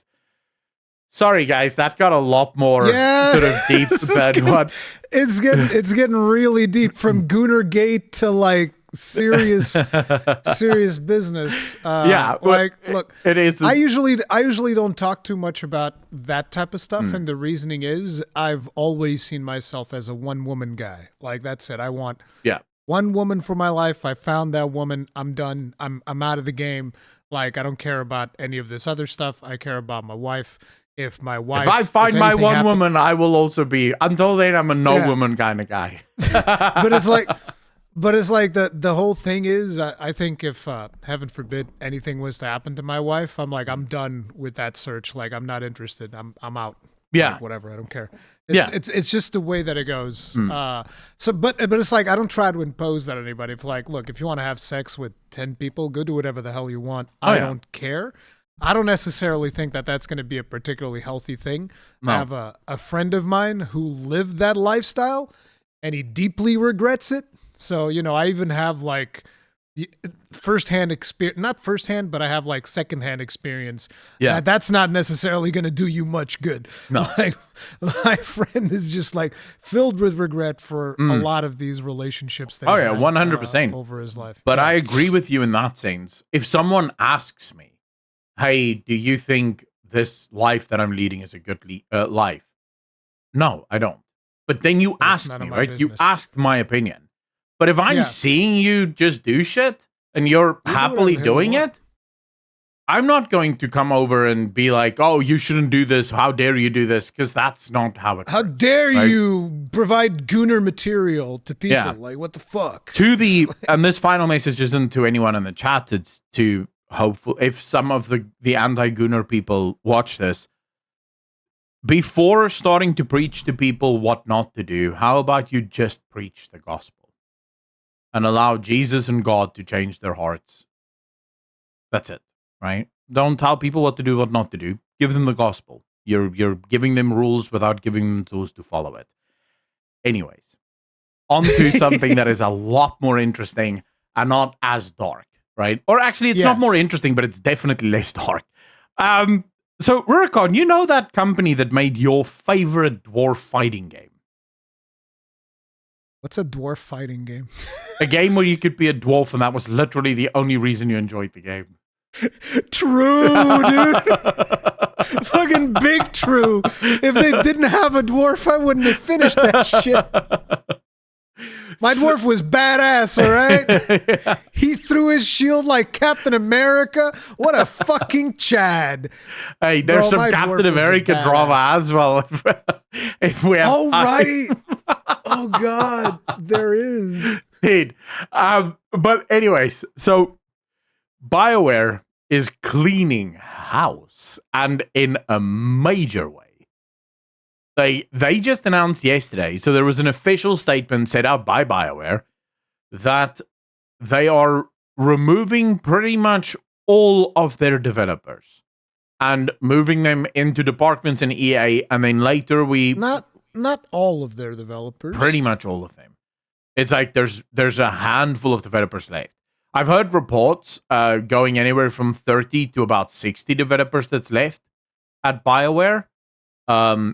They only name 5, like the big heads. There's only 5 veteran developers that's left at BioWare. The rest have all been moved over to EA. And then we found out, actually, no. A lot of them just got laid off, which is just a nice way of saying fired, but, you know, they got laid off. So BioWare fired or laid off their entire writing team. There's not a single writer left at BioWare. Oh no! Like, listen, I feel bad for people losing their job, but I should also point out you were pretty fucking bad at your job. Yeah. Like most of you. Like I've said, whoever wrote the Siege of Weishaupt and the final siege in, I forget the name of the other city. That's how memorable it was. Yeah. But like whoever wrote those two, I feel bad for you, man, because you put in some effort, okay? You put in some effort on those. I could definitely tell. But like whoever was writing 90% of the character dialogue, bro, I'm sorry. This might be the wrong industry for you, okay? You need to be doing something else. Like maybe go write blog posts on some place or something like that. Yeah. Where people care about whatever it is that you have to say. Because like the writing on this game was fucking abysmal. It was terrible. Yep. It was atrocious from the dialogue to most of the cutscenes. It was just bad. It was very much the exact quote that Skillup said, I think describes it great, which is, it's like HR was in the room with us. Yeah. So you can't say the wrong thing. And it's like, that's the beauty of fiction, is that you get to say whatever the fuck you want. Yeah. Okay?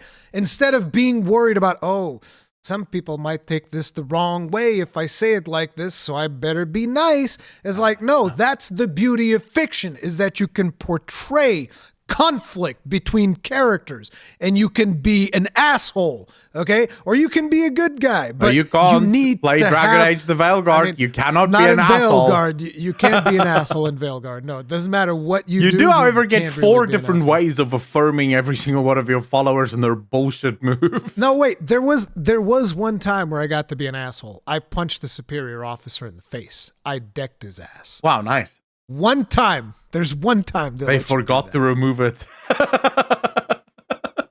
They might have. Yeah. But it doesn't matter because the outcome is exactly the same on the cutscene, so it doesn't matter at all. But whatever.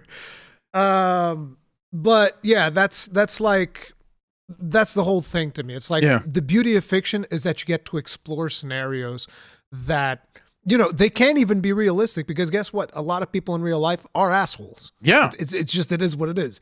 So that's the beauty of fiction. You get to explore this without having to worry about whether or not, should I really be writing this down? Oh, is this going to send the right message? Who gives a fuck? It's fiction. Okay. That's the beauty of it. You get to experience a story. Yeah. And they failed at immersing me in that story pretty much every step of the way. It was terrible. It was atrocious. Like I said, I play it because it was my dwarf simulator. Yeah. And that was it.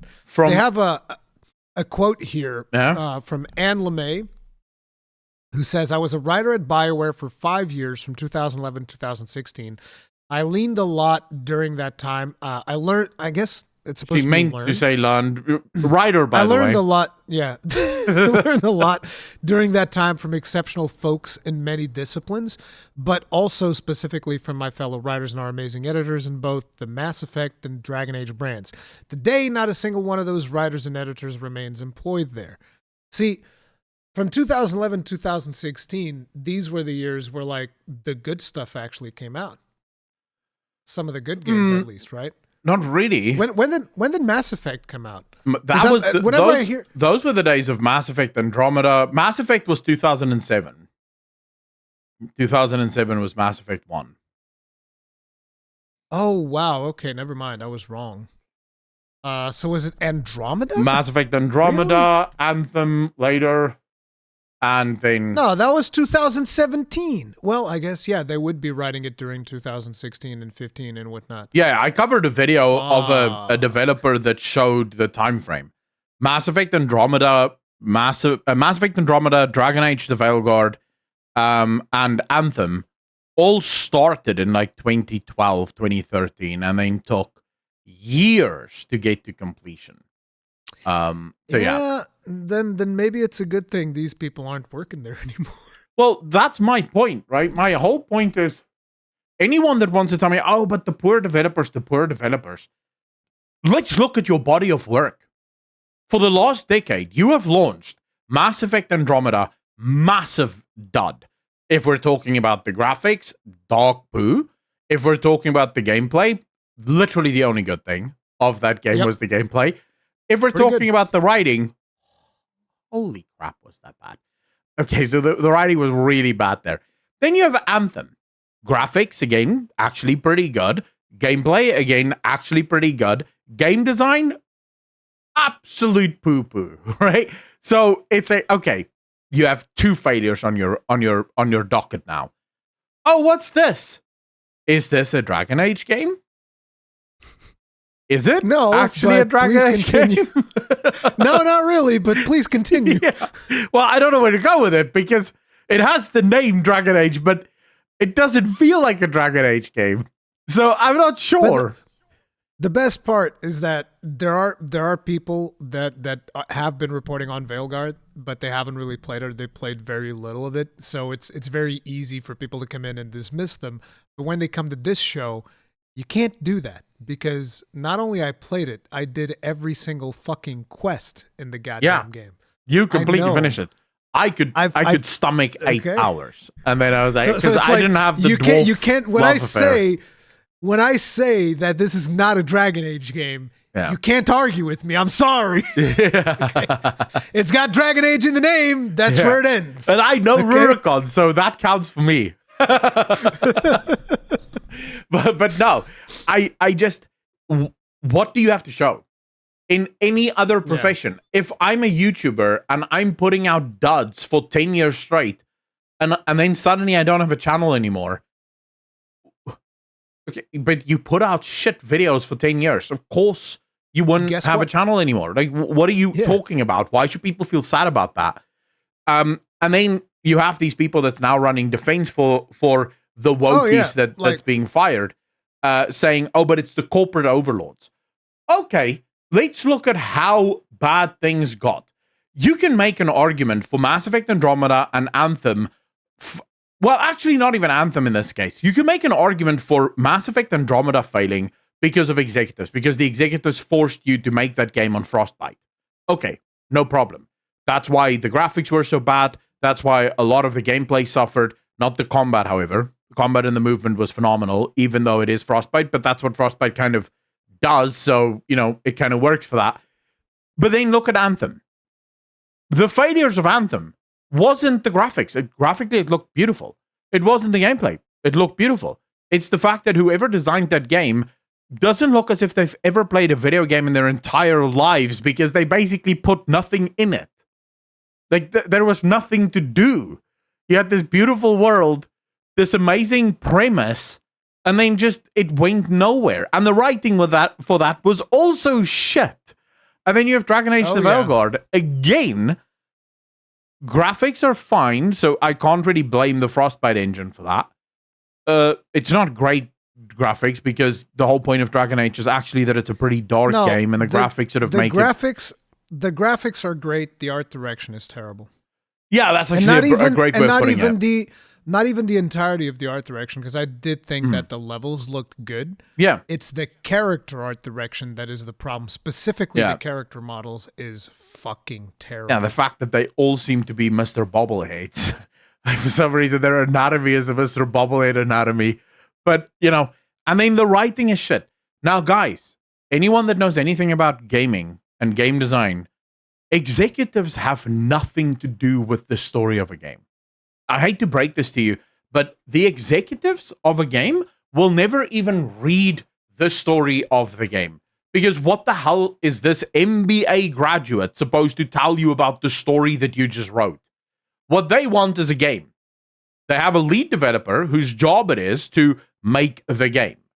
So when the story fails, when the combat fails, when the premise of the game fails, that's not on the executives. A lead director, which, by the way, jumped ship very shortly after the game launched. She's just like, sort of pieced it out there. Deuces. Yeah, good luck, boys. You know the meme of that kid that goes like this and then he disappears? That was Corinne Bush. She goes like, peace. And then she just disappears. Yeah. That's not the executives. We can blame the executives for things like Dragon Age 2, where the executives demanded a game be made in 18 months that could not be made in 18 months. That's stuff that you can blame on the developers.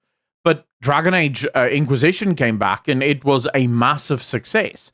So fundamentally, you want to know one of the funny things that we don't really talk about that much when it comes to Anthem. Yeah, is that this was in one of those Jason Schreier exposés.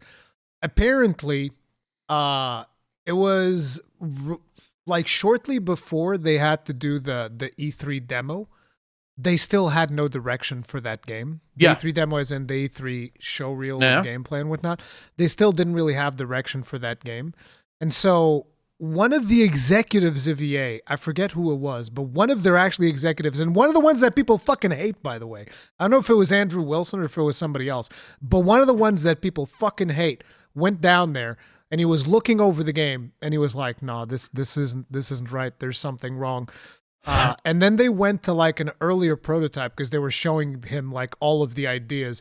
And in one of the earlier prototypes, there was flight. So like in the current version that they were working on the game, it didn't even have flight. Man. And then they showed him the version that had flight, and the executive goes, that's the one. That's the one. Fucking do that. Work on that and fucking fix it. And they were like, "Oh, but we gave up on this because..." He's like, "Shut up, bitch. Work on that one. Make that one good." And it was arguably one of the good parts of the game. It was one of the only good parts of the fucking game. So it's like we blame executives for a lot, but in the case of Anthem, one of the executives coming down and laying down the law was the best thing that could have happened to that fucking thing. That's hilarious. So before I say what I want to say, I'll say this. So now that everyone's gone, I did a video on this yesterday, and basically I went through all of their LinkedIns and all of their social media, those that are on social media, of the people that are named that's left.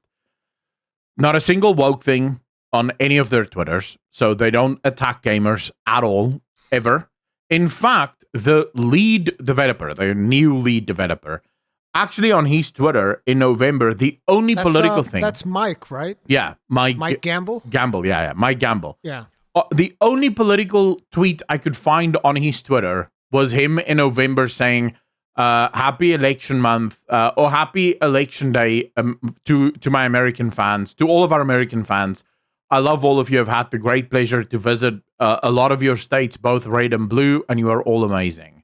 You have a beautiful country. Good luck. That's it. And that's sort of, you think, well, that's the kind of politics that's good. You're not taking sides. You're not telling people how to vote or what to vote. You're just sort of, saying, good luck with your elections, and you move on. So I haven't found any sort of political nonsense within the team. And it does seem like a big driver behind this new move was getting rid of most of their political employees. Because all of the writing teams are gone, absolutely purged. Most of the more junior developers are absolutely purged from the project. It's only super veterans. Like, all of the guys that I found have been with BioWare for more than a decade. So these are people that's been with BioWare for a long ass time. Mike Gamble has been with BioWare pretty much almost from the beginning, right? So it's like people that's been there for a very long time. They understand how the game needs to work. And this is where I think, so what's weird to me, and this is what I sort of couldn't understand. I expected, let me ask you this first.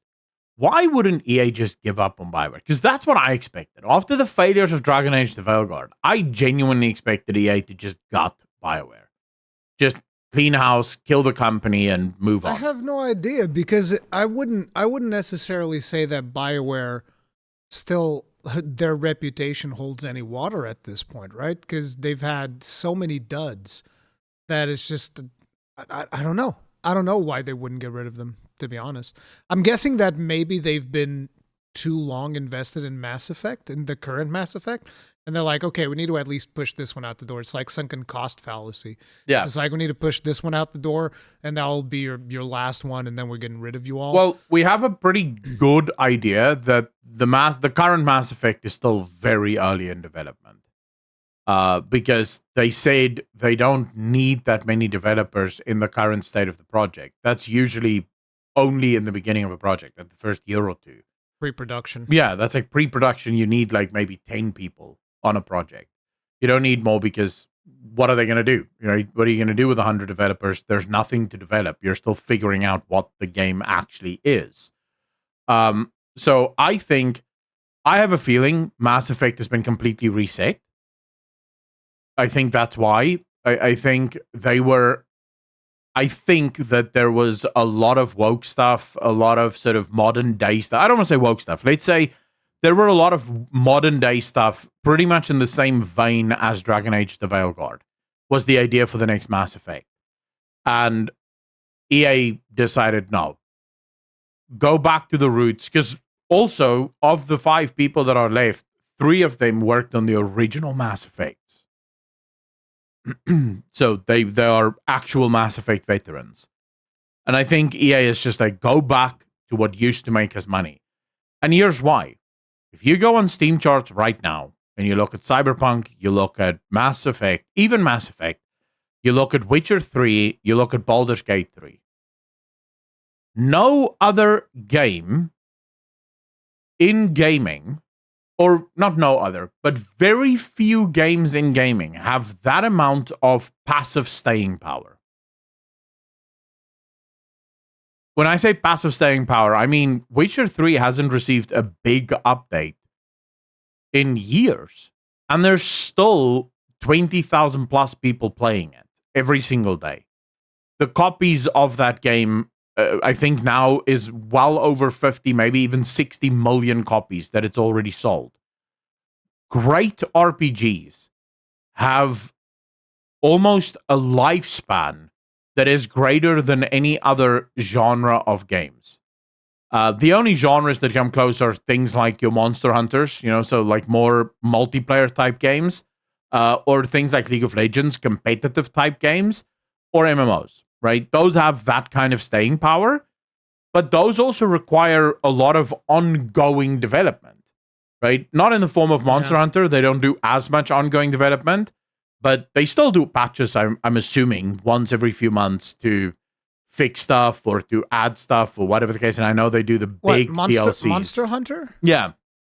Monster Hunter usually supports, I mean, I say usually, this is based on Monster Hunter World, but they basically supported that game for a year and change, let's say like 18 months. It was probably more, I don't remember exactly. They supported it for 18 months, and then shortly after that, an expansion comes out, and then they support that for another 18 months. So it does have like a long tail. They do support those for quite a while. Yeah. But people have been playing it even long after all that stuff came out. Oh, yeah, They might do an occasional patch here and there, but yeah. Yeah. You see, but most games don't have passive staying power. If games like Fortnite don't consistently change season on season, it dies. If games like Call of Duty don't consistently change, it dies. People just get bored and they'll move on. These games, even World of Warcraft, if it doesn't have a new patch every 3 or 4 months, it'll die and people will leave, right? Well, it has a patch every 3 or 4 months and it's dying. So, that can also happen. But, it can get updates and still die.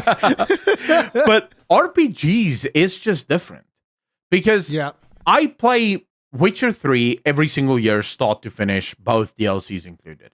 I play Cyberpunk. I have played Cyberpunk thus far every single year since its launch. And I've finished the game probably 5 or 6 times now. I've played, I haven't finished Baldur's Gate 3. I should finish that. But I've played Dragon Age Origins twice, and I've played Inquisition 3 times now. Story games just have that sort of nostalgia staying power. And the thing is, since those games have that, they will have lifetime sales.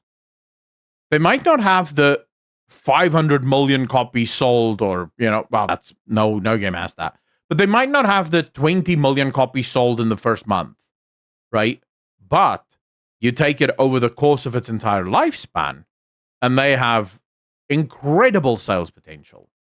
I think that's why EA is sticking with BioWare, because it knows if the next Mass Effect can be good, not only does it boost Mass Effect sales, but Mass Effect Legendary Edition will also start selling again, right? Because people will be like, wait, but okay, I'm playing Mass Effect 5 now. I should first play the first 3 to get the idea of what 5 is all about, right? Talk about sunken cost fallacy at that point, if that's what EA is doing.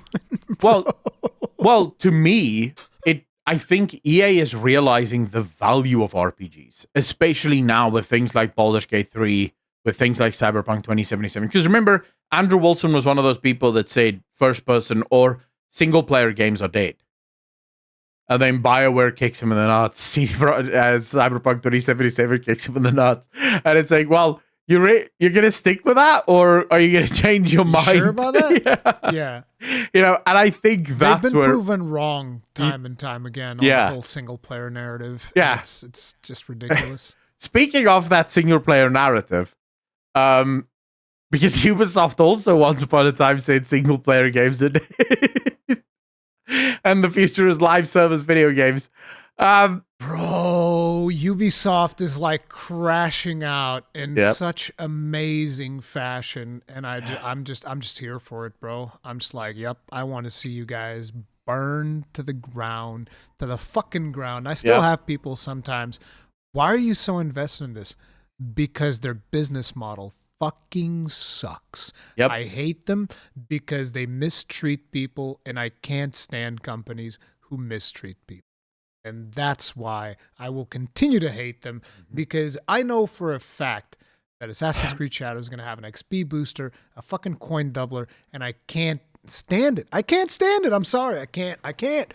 It's just, as somebody who likes challenging video games, I can't stand the fact that you can buy an advantage for real life money. Okay. It is despicable to me. And there's no argument, by the way, because people always come up with these imaginary arguments in their head that they're like, you don't have to do it. It's like, listen, there's nothing that you can tell me that is going to move me from this position. Okay. I will never support that. That's fucking disgusting. Oh, yeah. It is what it is. So for those of you that don't know what we're talking about, there were leaks that came out that say that Ubisoft is laying off entire studios, basically breaking up entire studios. 175 people laid off in Stockholm, I believe.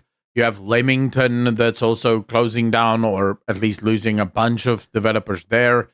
One of the links you gave me is another studio that's losing a bunch of developers. This is the one in Leamington. Fires 185. Stockholm fired a bunch of people. Sorry, I crossed over. Stockholm is firing a bunch of people. I have my source inside Ubisoft that said they're quietly laying off 65 developers in Germany at one of the studios in Germany. And apparently that's not all. There's even more studios in London coming soon that we'll find out also getting rid of a bunch of developers in London. Ubisoft is cleaning house. It's trying to get rid of its 18,000 plus developers that is working at the company. And what frustrates me is, in the case of Ubisoft, the blame 100% falls to management. Oh, yeah. Because it was management that...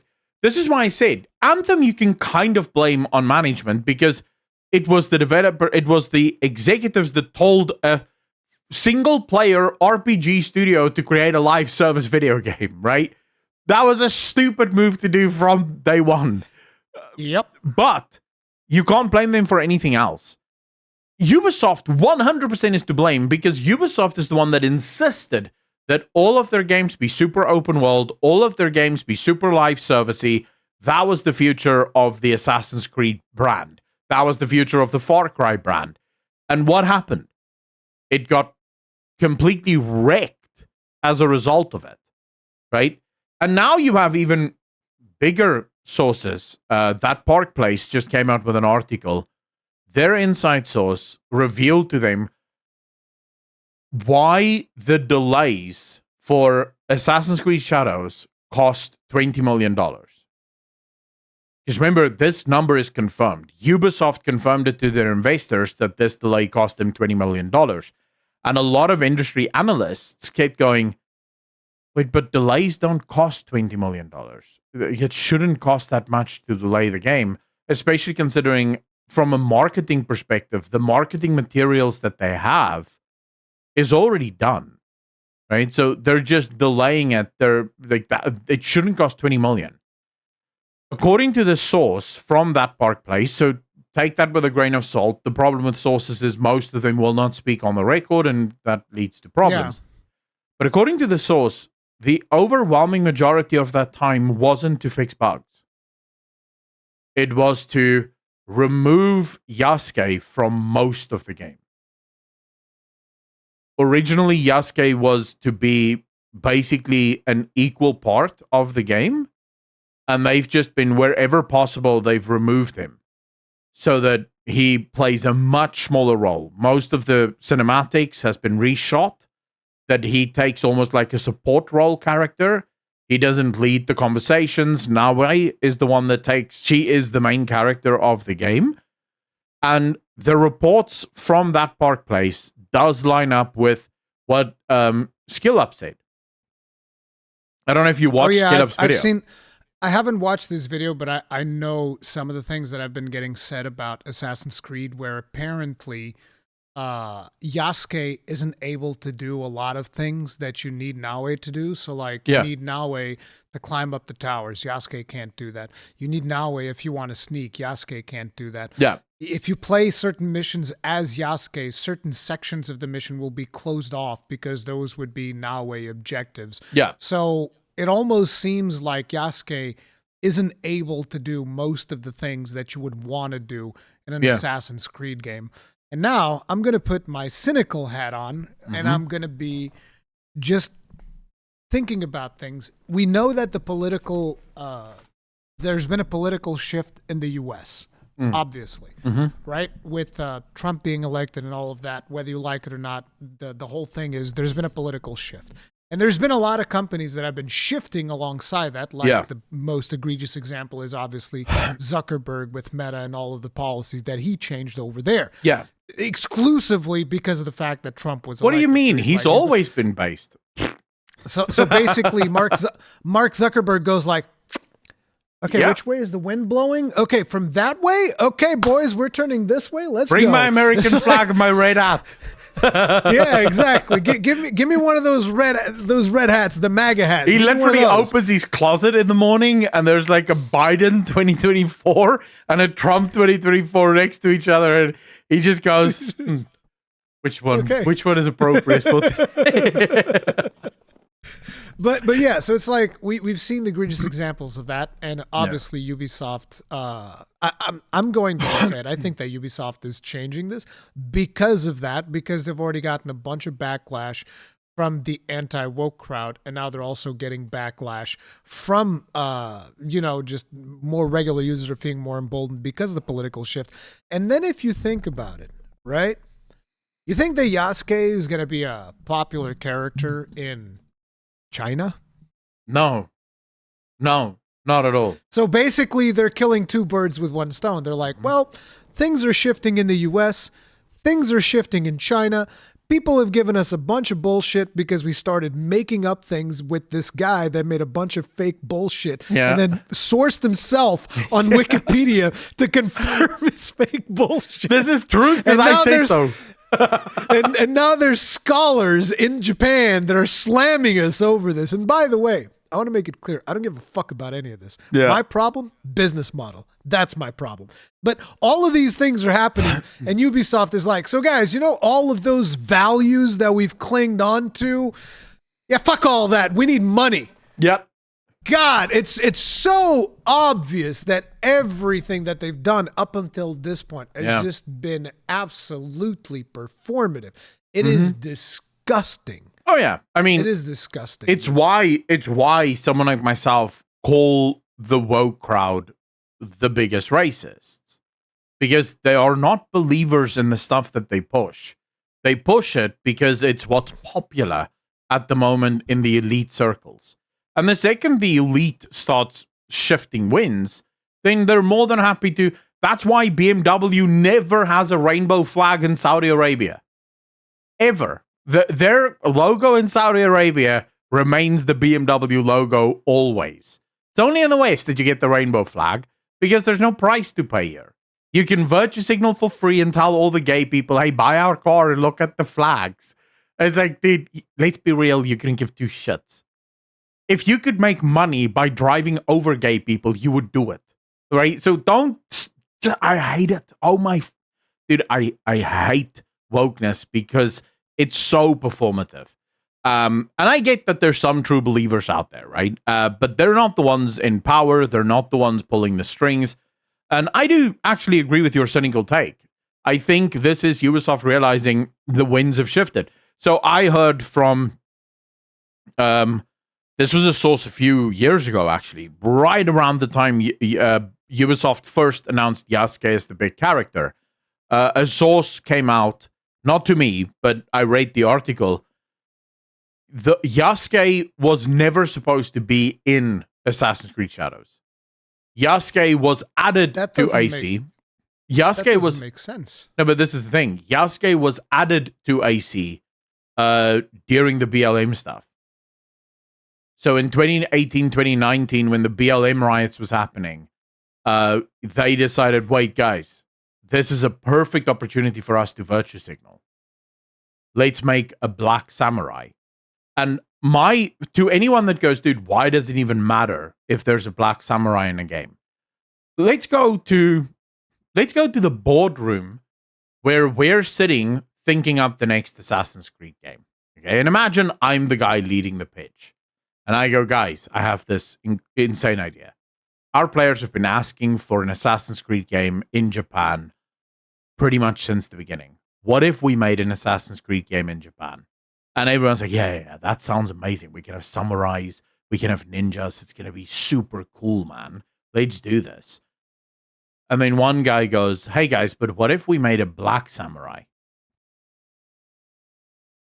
Under all normal circumstances, everyone would start laughing and think it's a massive joke. Because no player that hears Assassin's Creed is going to be in Japan immediately thinks... I don't agree with that. Here's why. If imagine you knew nothing about Assassin's Creed Shadows, and I told you, dude, I'm making a game Assassin's Creed Shadows. It takes place in feudal Japan. What do you imagine you're playing as? A Japanese dude. But listen, what about Neo? Neo? Yeah, Neo. What do you mean Neo? It's just from the Matrix. No, Neo, the game Neo, which is a really good game, also set in Japan during Oni, all of that stuff. Mm-hmm. Protagonist is an Englishman. Yeah, I don't know that game at all. I have no idea what that game is. Just by the way, super successful game, which is basically like you do play as a samurai who's just a regular Englishman. And that's so it's like what I'm saying is I'm not against them doing the whole Black Samurai thing. What I'm against is the fact that they started saying, no, but this is historically accurate. Where, for instance, Neo also has Yasuke on it. Neo has Yasuke on it, and you fight Yasuke. You fight against Yasuke, and it's fine. It's not a problem because they didn't come out there and start saying like, "Oh, it's historically accurate, it's lore accurate." It's like everybody knows that there's the whole story that people talk about Yasuke, and it's a very romanticized story. And I think that's fine. I think the biggest problem is that Ubisoft came out and started being like, "No, this is historically accurate. He was there. He was a samurai." It's like I don't care if he was there or if he wasn't. I care about whether or not you can prove it. Can you prove it that he was there, that this actually happened? Because that is the argument that they started having on social media. Yeah, but remember, the point I'm making is what are players expecting to see, right? They're expecting to see a Japanese samurai, right? So when you then give them a black samurai, and then when players rightfully say, dude, what? We've been asking for... No one wanted a blonde-haired, blue-eyed guy in Assassin's Creed 1, right? The game took place... That's literally what we got in Neo, though. Yeah, but it doesn't matter. I'll explain it to you in a second, right? We can get into that conversation. Assassin's Creed 1 took place in the Holy Lands. So you expected to see a Middle Eastern dude be the assassin, and everyone was super happy about that. No one cared. No one made noise about that, right? So then when you're going to go the route of, say, for example, putting an Englishman as the samurai that you're playing with, you have to be extra careful with your messaging there, right? Because you can't just go, well, no, this is how all samurai looked, or this is absolutely normal. There's nothing wrong with this. Because now players are going, wait, but no, I wanted to play as a Japanese samurai, and I'm not playing as a Japanese samurai. I'm playing as a black samurai that I know for a fact wasn't a samurai, and you keep saying he was a samurai. He's not Englishman. He's an Irishman. William Adams. But then we can have that conversation as well, right? And it's a much more uncomfortable conversation to have. And I recognize for anyone that isn't white and for any person of color here, this is an uncomfortable conversation. But the overwhelming majority of gamers in the West are white. And all of the information that I've ever seen coming out of the East, out of Asia, is they have a sadly, pretty racist view of black people. That's just a fact. The people in Korea, the people in Japan, the people in China, they don't like black people. Now, Japan is actually racist towards white people as well to some extent. I know that China doesn't like them. I haven't looked up all these other cultures. There are super racist people in Japan that also don't like white people, but white people are just unanimously more acceptable, even in Asian countries, right? And I think, by the way, the explanation there could literally just be, it's close enough, right? It's close enough that it doesn't really matter all that much. When you try to make a game with a protagonist that looks nothing like the majority of people that's going to play it, you have to be super interesting with that character. Right? That character has to have a super interesting hook. The issue is no one was ever asking to play as Yasuke. If you did your market research, no one would have asked for that character. There is maybe a better hook for William Adams, because he's a pirate and he's chasing after this spirit that saved his life, and that's what leads him to Japan. And it's not like he's someone who's well known in Japan. He's just someone who goes there. Yeah. And he just starts doing the sad part of this, and I recognize this, guys. I read about this research every single day because this is part of the videos that I make. And I recognize that a lot of snap judgments are pretty racist. Racist isn't even the right word.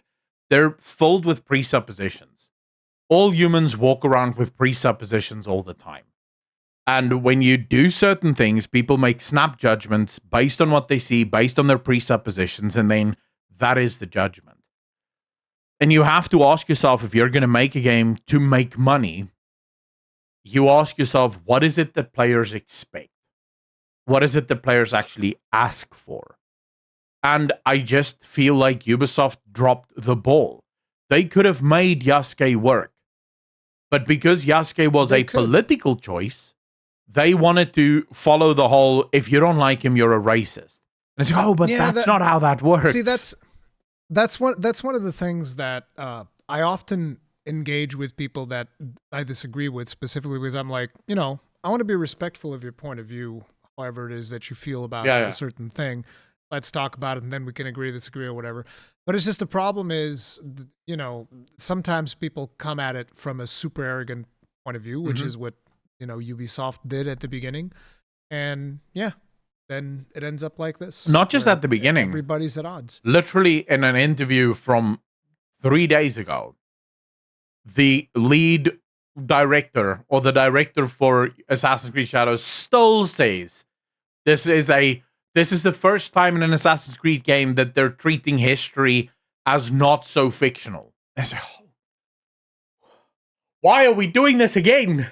Like, you guys said 3 months ago, you came out and you admitted that, okay, he's not actually, there might be some contentiousness about his samurai status. And then you just double down again. It's like, why would you walk it back only to double down again? To me, it's just like, if they are getting back to the main topic, if they are kind of like removing him from certain aspects of the game, it just reveals that the whole thing was performative, basically. And it's incredibly hypocritical. But again, I don't care. I care about their business model, and their business model is shit, and I fucking hate them for it. And look, even if Assassin's Creed Shadows was a Japanese man or a Japanese woman playing the character, I wouldn't play it. Just to be super clear, I will not support Ubisoft no matter what. What I don't like is you made a decision that you should have known was going to cause a lot of controversy, and then instead of understanding, face. it's like, wait, why are you guys so racist? And I was like, hold up, that's not an argument. Simply calling people racist does not convince them of your position. You should do the job of convincing them that, guys, this could be a super cool character. Give us time to cook. If you approach, because remember, you're doing something that is sensitive. Right? You're doing a very sensitive change here. Treat it with the sensitivity that it demands for. Like I've said, I've seen Yasuke, and I don't remember if he's only in one of the Neo games or in both of the Neo games. And, I think he's cool. I think it's cool. And I think they do even portray him as a samurai. I think in Neo 2, they refer to him as the Obsidian Samurai or something like that, which obviously everybody knows that's Yasuke. Yeah. But it's like, everybody's like super excited. Oh, yeah, I'm going to go fight Yasuke. This is awesome. And you could have had a game where it's like, yep, it's Yasuke, gonna be amazing. But it's like the lack of passion. And the fact that it's mostly been performative, it's just whatever. But then you have the even bigger issues, right? And I say bigger issues because this is the biggest issue, and this is the reason the game is most likely going to crash. But then you have even things that happens that makes it even more obvious that you were always going to disrespect everything. You have the controversies around the Torii Gate. Right? Using a broken Torii Gate as marketing material.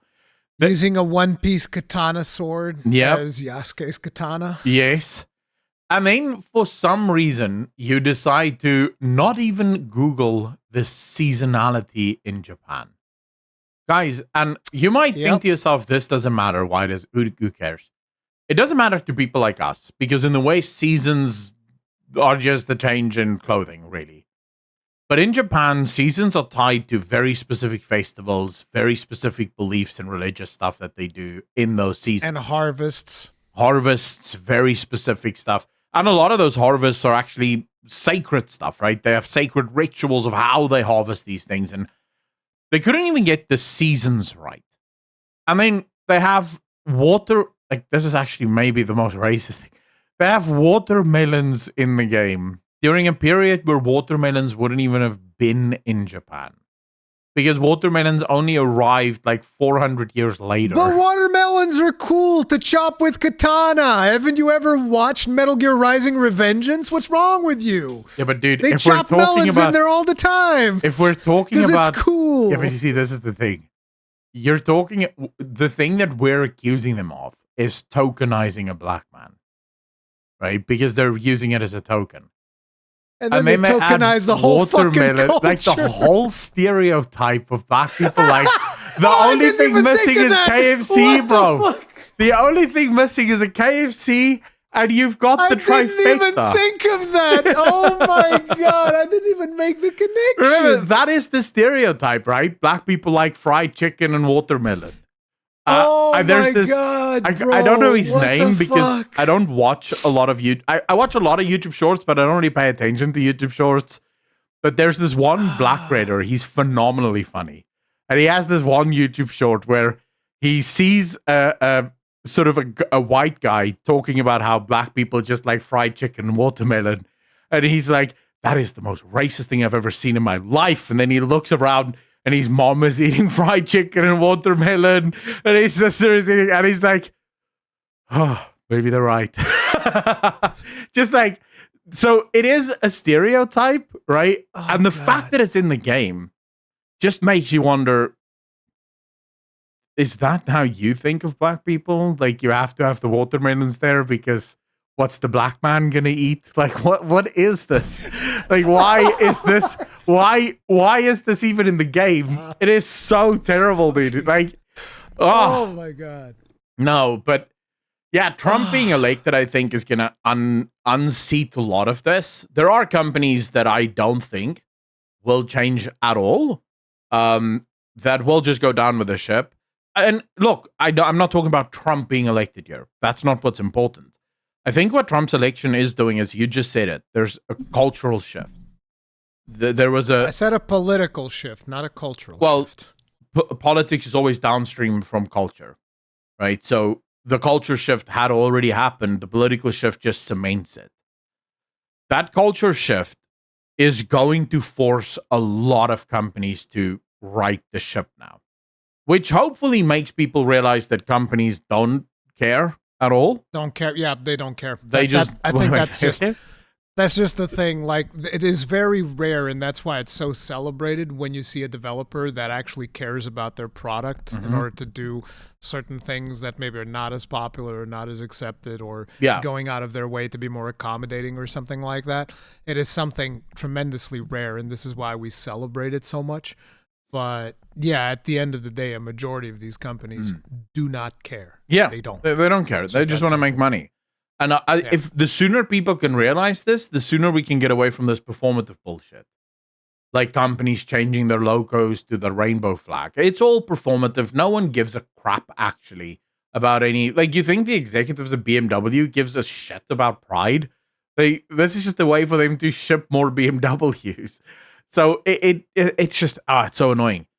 But there's one studio that I can say for a fact will go down with the ship and still hold the flags high. And that's Blizzard Entertainment. Oh, no. Not Blizzard. Dude, so before we get into the actual story here, Blizzard, as someone that's created videos for the Blizzard space for 7 years, that's been my focus. I can tell you, Blizzard's wokeness, their political leanings are so far to the left, it is insane. And I'm talking true believers, right? I'm talking about one of the veteran developers of Blizzard saying to me, not in an email, not on a sort of Twitter message or anything, in Discord, saying to me, Battle for Azeroth failed because Trump got elected and Brexit happened. Yeah. That's internally, that's what Blizzard believes. They believe Trump and Brexit is why Battle for Azeroth failed. For those of you that don't know, Battle for Azeroth failed because it was shit. I would beg to differ. Yeah, Battle for Azeroth failed because you motherfuckers just wanted people to play your game 24/7 nonstop with 50 different fucking characters in order to get anything done, and had the fucking most random vault rewards of all fucking time. It failed because it was a piece of shit. That's why it failed. It fucking sucked. Yeah. Okay? The only thing that didn't suck, interestingly enough, was the fucking campaign. Campaign I actually thought was pretty cool. Yeah, the campaign was pretty good. And it had one of the greatest zones ever created in World of Warcraft, Nazjatar, which was brilliant, for all that was worth, because they've never done it again. But Blizzard is just mega woke, and part of that was the lawsuits in 2019. The lawsuits in 2019 destroyed Blizzard, because during that time, the woke crowd internally took control of Blizzard. They demanded a bunch of positions of power. Blizzard was forced to introduce diversity, equity, and inclusion offices and teams, and so Blizzard is just a mess. Now, the story today is one of the developers at Blizzard Entertainment literally tweeted, whatever Blue Sky has is tweeting, kill your local MAGA. And then a bunch of Blizzard developers liked the post or whatever. So here's where I'm at when it comes to that type of stuff. Mm-hmm. I don't think that calling for violence is ever a good thing. And if you're in any position of having like any platform of any kind, saying shit like kill your local MAGA, that doesn't seem like a reasonable thing to say. I don't know. I feel like this shouldn't really be a big controversial thing. It's like, I don't think you should be calling for the death of other people just because you don't agree with their political beliefs or something like that. No, and I absolutely agree with you. I think the thing that annoys me most, and this is a conversation that we must at some point be having in the game industry, the fact that developers are the only employees in the world that can get away with just calling for the death of their own player base and their own customers. Is like, dude, what? At every other job, every single one of you that's watching this podcast right now that have a normal job, right? If you suddenly walked into your place of business and told one of the customers to suck your dick, how fast does your manager tell you to go suck someone else's dick because you're no longer working here? Like, how fast does that happen? Right? Before you've even finished your sentence, your manager is there. Get out. Get out. Right? But somehow in the gaming industry, it's okay. You can say these things and nothing will ever happen to you. Most of these studios will just let it go. Even if you are a super woke studio and you absolutely agree with what he said, your customers should matter, right? Like, here's the thing. I feel like you are also lumping in all of the people that are woke into one big blob, as in if everybody that happens to have more woke beliefs is going to be like, yeah, kill them fuckers. Whereas very much like in the beginning of the podcast, we spoke about how there's people in the anti-woke that are trying to force their religious beliefs on other people, and you don't agree with that. I'm pretty sure that on the woke side, there's going to be stuff like that as well, where there's going to be more extremist edge cases, and there are going to be people that do agree with this person, like, kill your local MAGA, fucking kill them. Yeah. Get a gun, especially in a country like America where so many people have fucking guns. Just get out. Or in South Africa, we have a shit ton of guns as well. Or you have fucking school shootings all the goddamn fucking time.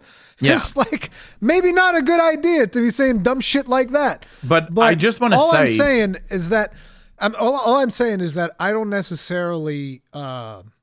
I don't know if that is the case or not, but I don't necessarily equate, they've hired all of these types of people, all of the wokeness and all of that stuff. And now there's all of this other stuff coming out. It's like, to me, hiring practices should be meritocracy, okay? Well, we both agree on Whoever is that. the most deserving. Like, if the person who is the best animator happens to be gay, trans, and whatever the fuck else, he's the one you got to go hire. Or she's or they, or whatever, right? They're the ones you got to go hire. That's the way that I look at it. Yeah. It's whoever is the most talented person for the job. But at the same time, Well, I would also say that if you are in a place of business, you need to behave in a professional manner. yeah, It's I just just that want to simple, say okay? that one belief that you have there would make you anti-woke in the eyes of the woke. The reason meritocracy? Because according to them, meritocracy is just another word for racist. Listen, just this last week, I've had a long fucking Twitter thread of somebody who is calling me so far on the left side of things because I'm scared of annoying people. It's like, bro, I quit. You can't label me, okay? People, you just can't fucking label me. Because I'm going to go against woke people on some things and I'm going to go against anti-woke people on others because that's just the way that it goes. But remember, you can't label me. So I think what oftentimes happen is there's a genuine. Not everyone knows what we define as woke, right? And or rather, who we define as woke, right? If you're someone that believes in meritocracy and you just don't care if someone is gay, trans, or whatever else, congratulations, you're literally an anti-woker. Because the real Game Awards. Here's the thing. The real Game Awards. We should actually have had this as a topic. We just forgot, I forgot to add it. I know what you're But going to bring. the real Game Awards, or as the wokies call it, the anti-woke Game Awards, which isn't what it was. The game that won Best Racing Game is a game that was made by a trans lead developer. And Right. by the way, that game looks pretty badass, and it was called Bloodborne Kart until Sony told them, okay, it's time to shut the fuck up about the Bloodborne bit. Yeah. But now, But at least they didn't shut them down, so Yeah. I guess that was cool. But it was basically like a kart. At least I think that's what it is, because I think it's that game. It's a kart game that's based on Bloodborne characters driving the karts. yeah, it's possible. I've not played the game, but I know that this game won. And the creators of the show were well aware of the fact that the creator of this game is a trans person. The trans person then goes off, like completely off the rails, saying, "Take my game off the list. I don't want to. I don't want to win your." First, they mock the real Game Awards for allowing a trans woman game to win, and the creators of the show is just like, "Yeah, that should tell you something. We don't give a shit who you are or what. You made a good game. Congratulations, you won, right? Because you made a good game. That's all we ask for." We couldn't care less if you're trans, gay, whatever. You made a good game. Point blank. And then they started going off and saying, remove my game. You didn't have my permission to add the game, even though you don't need permission to add someone's game to an award show. But never mind that, right? Fundamentally, this is where the problem lies. People who are woke are literally people who they do not allow things like meritocracy. Everything for them is about your identity. So your skin color, your race, your sex, these are the things that's important. These are the only things that matter. People who happen to not mind that gay people are in video games aren't automatically woke. What would make them woke is when there's the demand that every game must have X amount of gay people, X amount of trans people, or else they'll boycott the game. So when I say woke and I lump them all into a single group, it's because they all belong in the same group. These are people that are willing to boycott things and willing to destroy lives if they don't get their way. And the same is true essentially for the anti-woke. So this is why I say to you, according to the woke, you will be anti-woke. But not necessarily according to the anti-woke. Because for the anti-woke, it is someone that is actively fighting woke. If you're just someone that doesn't believe in some of the stuff that the woke does, that doesn't make you anti-woke, but to them, it does make you anti-woke.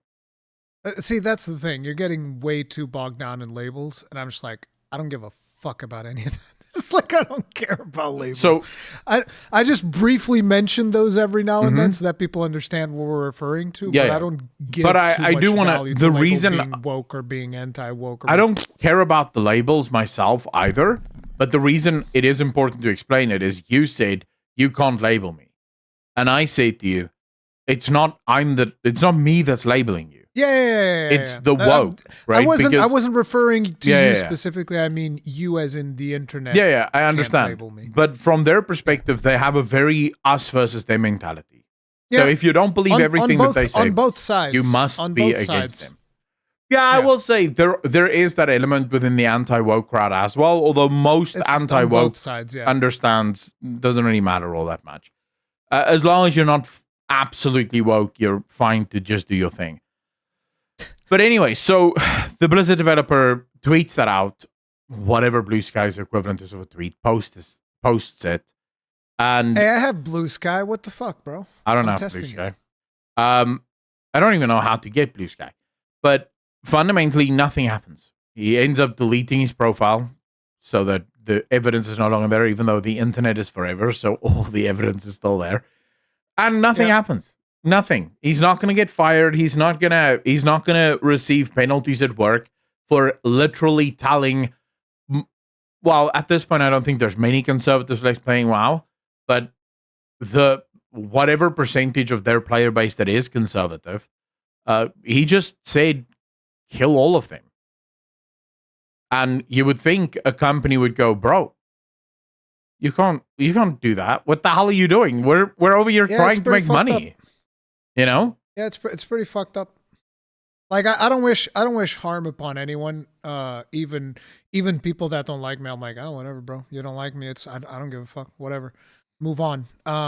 But I think that actively tweeting something like kill these people, I think that's fucked up. Yeah. That's fucked up.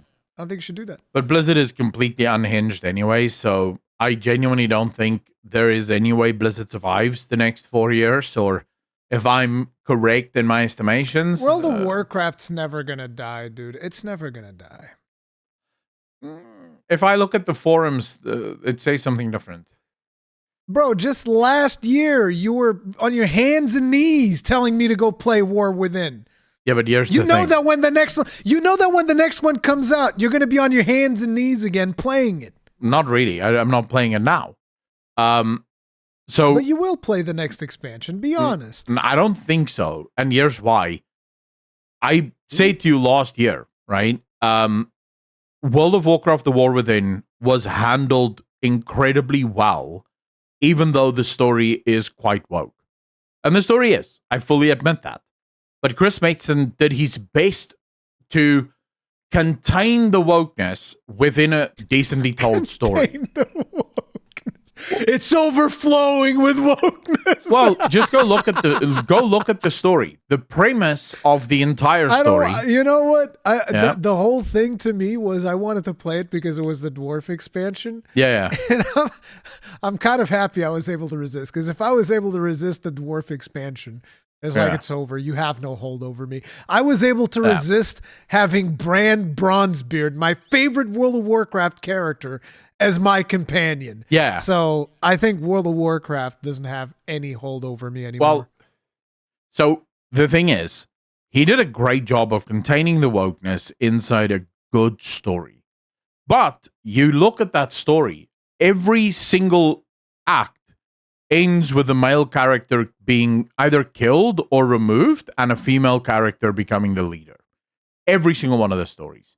The whole thing with Anduin, him not acting like a king or being his own man. Yeah, it turns out all he needed was a one-armed paladin woman to teach him how to be a man. It's like this. It's just these tired tropes from the woke crowd that is full of that game, but Chris Mason did do a great job of at least making everything believable. So the men weren't given sort of silly deaths, and the women weren't Mary Sue's. The women characters were very well written. The male characters were given super good send-offs with good stories attached to it. So I didn't hate that part of it, even though I could see the politics, right? I could see the politics at play. I didn't hate it. What ultimately cured me was once I started playing the open world, and I went, wait, but I've played this open world before. I've played this open world in Dragon Age, in Dragonflight. I've played this open world in Shadowlands. I've played this open world in Battle for Azeroth, and I've played this open world in Legion. It only took you 5 expansions to realize that. Well, remember, I was against all of that for every single one of those expansions. And then finally, the War Within was promising to be new, right? They were going to do everything new, bigger, better. This was the one. So I had all that hope that this was truly going to be the one, except Blizzard and I don't actually blame Blizzard for it. The player base of Blizzard demands more content more quickly, which kind of forces formulaic game design. Yep. If you want to do fast content, it must follow a formula because creativity takes too long. This is why I've always said Monster Hunter does it best. It has a beginning, a little bit of a support, and then an end. Yeah. So that they can go work on the next one. And that way, they're not beholden to all of this stuff. Yeah. Oh, you have to do it exactly. They can change it around. Like Rise and Sunbreak, drastically different from World and Iceborne. Yeah. Some people fucking hate Rise and Sunbreak. But hey, to me, the way that I look at it, it's a contrast. I love both. So I get to play this one, then I get to play that one, and now I get to play Wilds. Mm-hmm. And Wilds is going to be vastly different from Rise and Sunbreak. Yeah. So it's one of those things that the beauty of it is if your game has an end, then you can eventually innovate. If your game doesn't have an end, then you have to eventually, although some people are able to do it better than others. Like I always hear good things from the original Path of Exile. I'm now playing Path of Exile 2. Absolutely love that. Yeah. So, some people are able to pull it off, but we'll see. Yeah. I mean, for a long time, once I realized that the story was just going super political you had in Dragonflight an entire speech that was basically just the Democrats telling the Republicans how bad they were and learning how not to be bad. Yes, they changed the names. Shouldn't it be the other way around? No, of course not. The Democrats think the Republicans are bad, right?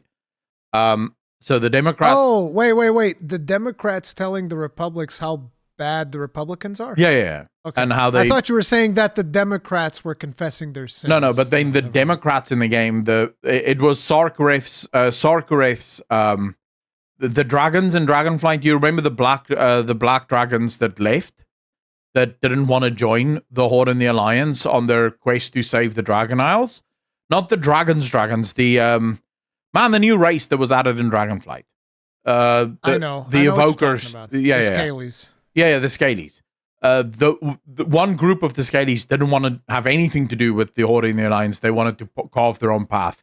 And then they did all of these really evil shit and they killed a bunch of people and whatnot. I mean, the speech that they come back into the fold is basically just the most political speech ever. Like, I was listening to this and I was going, dude, holy shit, the preaching is rough. So what I started to do in World of Warcraft is I started to focus on the story and only the story and only the parts of the story that I like. So I tried to look past all of the woke stuff and just sort of focus on my story. And then obviously the War Within happens and the story gets even more political in some ways. And then obviously I have my conversion. I go from being an atheist to being a Christian. And when I started my YouTube channel, or when I shifted my YouTube channel to focus more on the culture war, because I genuinely believe this is an important war, I just came to a point where I was like, wait, but I can't keep making videos about WoW because everything in WoW clashes with my core beliefs. So yeah, I lost a shit ton of money, and I still lose money because I haven't made videos on the WoW channel in 2 months. So those are gone. But it had to be done because I can't support a company that does things that I believe to be fundamentally against my core values. So yeah, that's where I'm at if with you don't World of like it, Warcraft. don't buy it. That's exactly where I am, right? I'm not trying to change. So this is my whole approach. And there's been people who said, but dude, why don't you start making videos calling out the woke stuff in WoW? And I'm like, hold up. For me, it's not about making money. I'm not making these YouTube videos because I just care about the cash. Obviously, the cash allows me to continue making my content. But I want to fight a fight that we can actually win. I want to change things. I want to make the gaming industry better. If I try and fight Blizzard, that's not a fight that can be won. There's no winning that war. The studio itself wants nothing more than for wokeness to be the future of gaming. So why am I going to... All I'm going to do there is I'm going to make videos preaching to the choir. That's it. I'm just going to find a bunch of conservative people that also hate this story and they're going to be watching it, but it's not going to make a difference. Whereas we can see in the culture war, we are making a difference. You see it in Ubisoft, you see it in BioWare, you see it in the overall gaming space. The conversation is changing. Now, I don't expect that everything the anti-woke wants is going to happen, because you do have elements in the anti-woke that want stuff that most people don't want. But for gaming to just get back to a place where it is for fun and for entertainment and not for political nonsense, I think that is a war that we can win. But we also have to admit, not all studios are salvageable. Not all studios will embrace the fact that, games are just entertainment. They're not for political nonsense. So that's where I am. Right. So yeah, that's where my shift with World of Warcraft comes from. I tried desperately to ignore a lot of the woke stuff in that game. And fundamentally, I just became convinced that I can no longer ignore it. Blah, blah. It's like, look, I just, at the end of the day, I don't want people making death threats.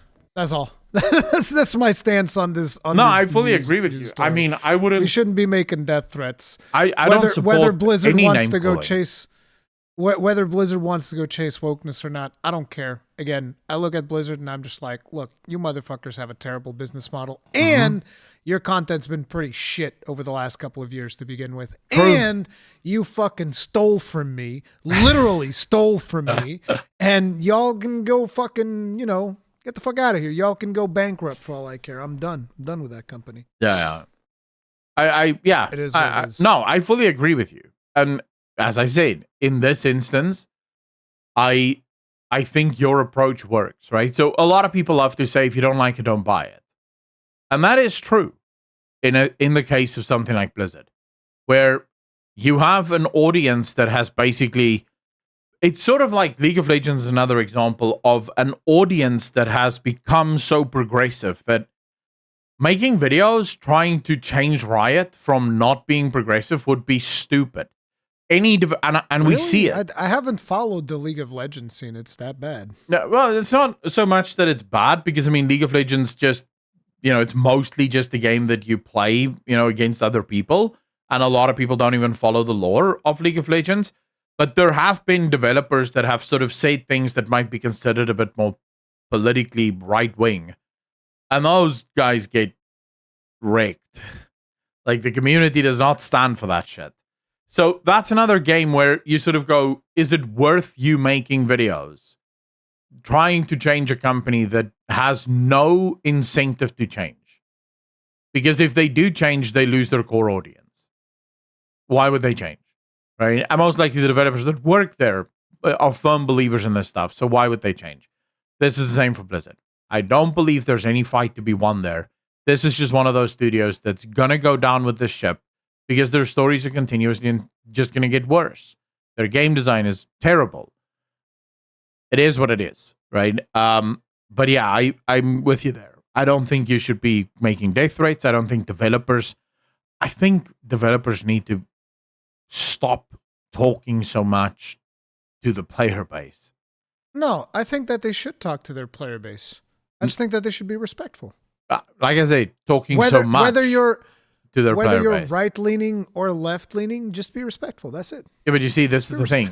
When I say I think developers should stop talking so much, I think because what you'll always have is they'll have in their profiles, opinions are my own. And it's like, bitch, your opinions are not your own. If literally the line above it, you go lead developer for World of Warcraft, then your opinions are not your own. Because you are now speaking. I think I have that in my Twitter profile because I needed Yeah, but you don't to work have for it someone. when I used to work for TGN, and when I worked for TGN, they required me to have that in my profile.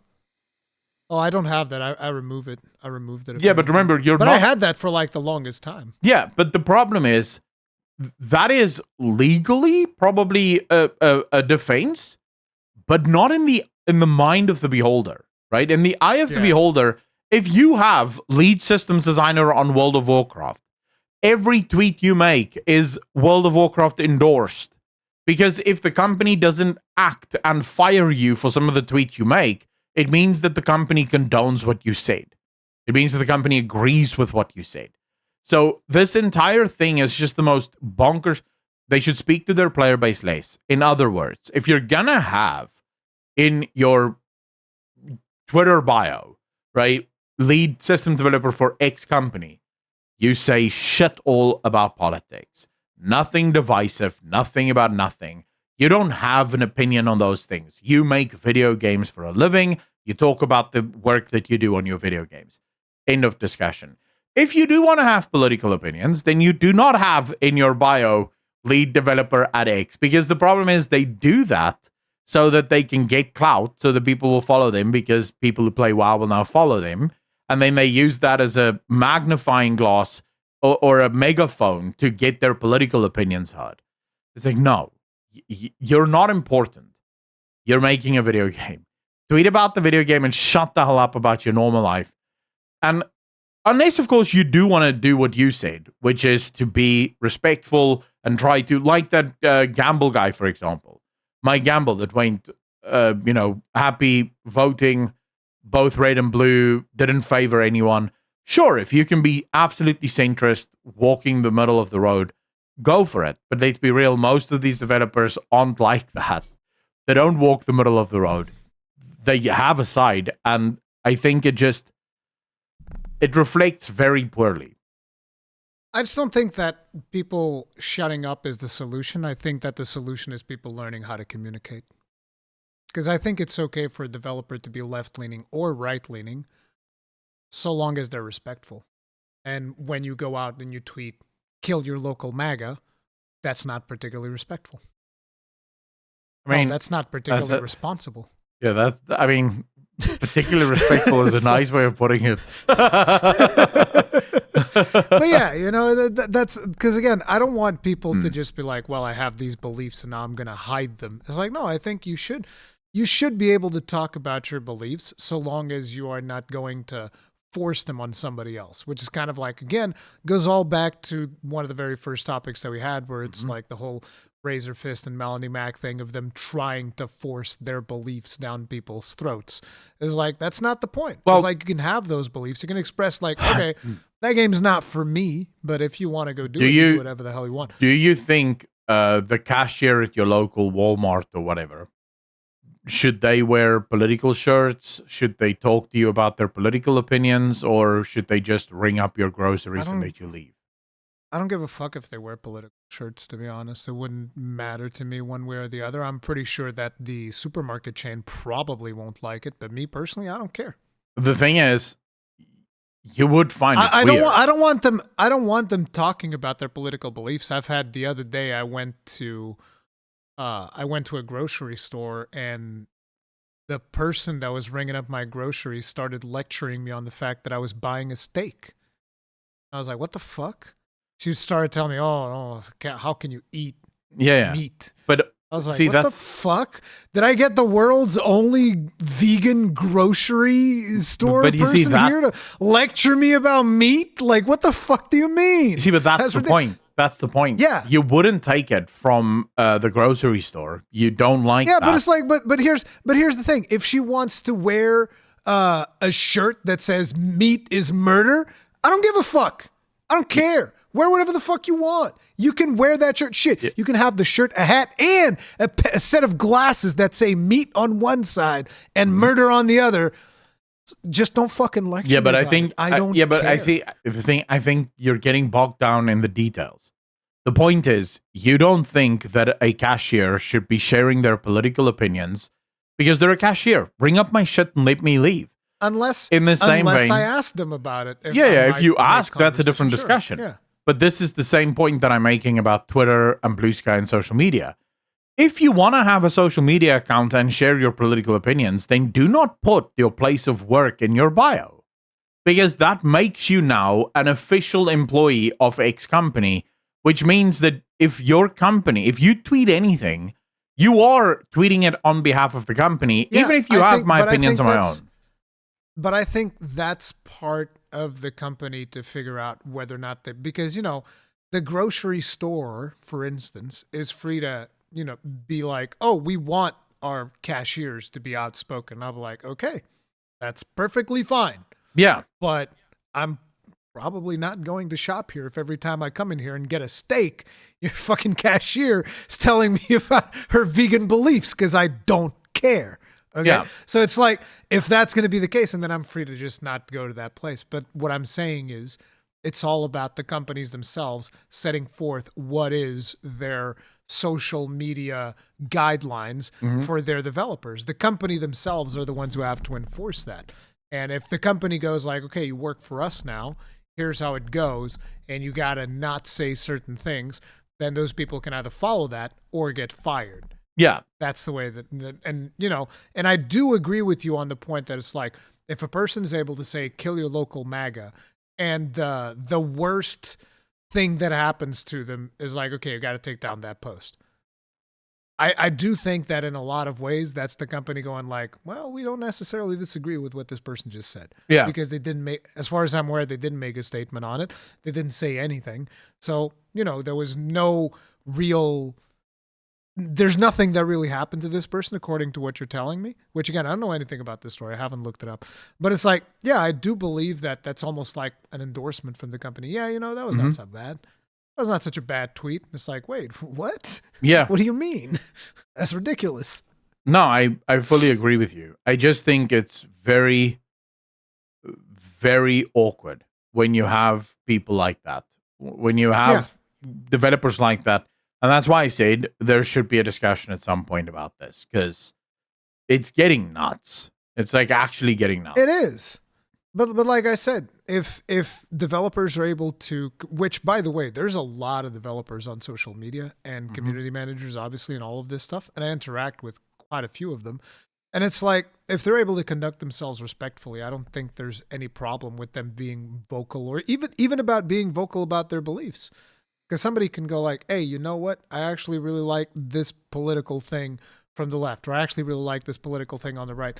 And I think that's fine. And I actually think that that's what needs to be normalized. People getting to a point where they can listen to somebody else and then being like, you know what? I agree to disagree. Okay. You have that belief. I don't agree with you. You live your life. I live my life. Boom, done. But the problem is we're unable to have these things happen in social media. And, because the anonymity of the internet has made people way too comfortable just being blatantly disrespectful of somebody else. Yeah. And that is one of the problems that we have. Yeah. No, you're absolutely right. I don't think it's good. I think it causes so many trouble. You don't think it's possible. You don't think it's possible. You don't think it's worth the hassle. No, I think if you're a company, you should just tell your developers, stay the hell out of social media. And if you do go on social media, you don't get to say that you work for us. Your opinions are your bloody own. It doesn't matter. People can look it up.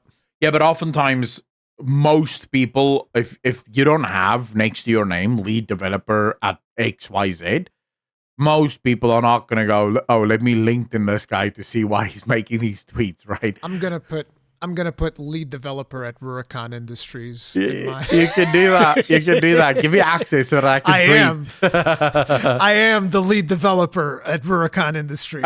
I'm gonna go co-lead developer at Rurikon Industries, and then I'm gonna say all tweets endorsed by Rurikon Industries. Whoa! Wait a minute. I definitely don't want that. What the fuck? Dude, my Twitter is a shit show. Oh, yeah, But I can so believe it. final little update here for the day. Yeah. No Man's Hey, Sky. some good This is your thing. So go for it. No Man's Sky is getting Worlds 2, which adds a trillion bunch of different planets, new terrain technology, deeper oceans, new monsters. There's going to be a new expedition. There's going to be basically a bunch of new content for free.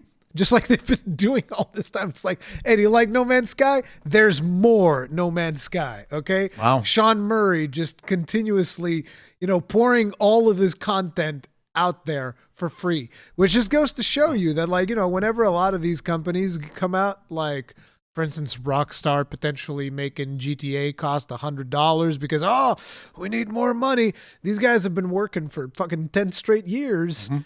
They haven't increased the price. If anything, there's been a bunch of discounts on No Man's Sky. It now has crossplay. It has all of the functionalities that you could possibly want for a multiplayer game. It's just, it doesn't seem like all of these conversations about how we need to increase prices in gaming. I don't know, man. I don't know about that. You look at No Man's Sky, it's somehow shit just keeps happening. Shit just keeps coming out for free, and the game's still doing gangbusters. Don't know what to tell you. Yeah. It's not even like you can buy cosmetics in this game because you can't. Yeah. You can't. Yeah. I mean, I'm not a player of No Man's Sky, but it's definitely one of the games that I think are one of the most customer-friendly games out there. They're consumer first, 100%. They don't get involved in nonsense. They don't get involved in bullshit, which I think is great. I think that's exactly what you need to do. That's exactly what we need to see. So yeah, I love it. Yep. That's pretty much all there is to say about this. Like, more No Man's Sky, if you like it. Yeah, 100%. But anyways, I think that is also it for the show. I don't think there's much else that we need to discuss. So ladies and gentlemen, from myself and from Rurikon, thank you so much for sitting through yet another almost 3-hour podcast. I hope you enjoyed it. If you watched until now, just leave a comment and say sausage. Just the word sausage. That's it. Right? Just sausage. Nothing else. Sausage. It's going to confuse everyone looking through the comments going, what the hell? Why are they typing sausage? Then you need to go in there and like heart all the sausage comments so that the top could be top of the it's just sausage. Yeah. Yeah, just leave sausage if you made it until now. Ladies and gentlemen, as always, thank you so much for your continued support. Remember to hit that like, hit that subscribe button if you enjoyed this. And as always, be good to each other, be kind to each other, and we will see all of you in the next one. Peace.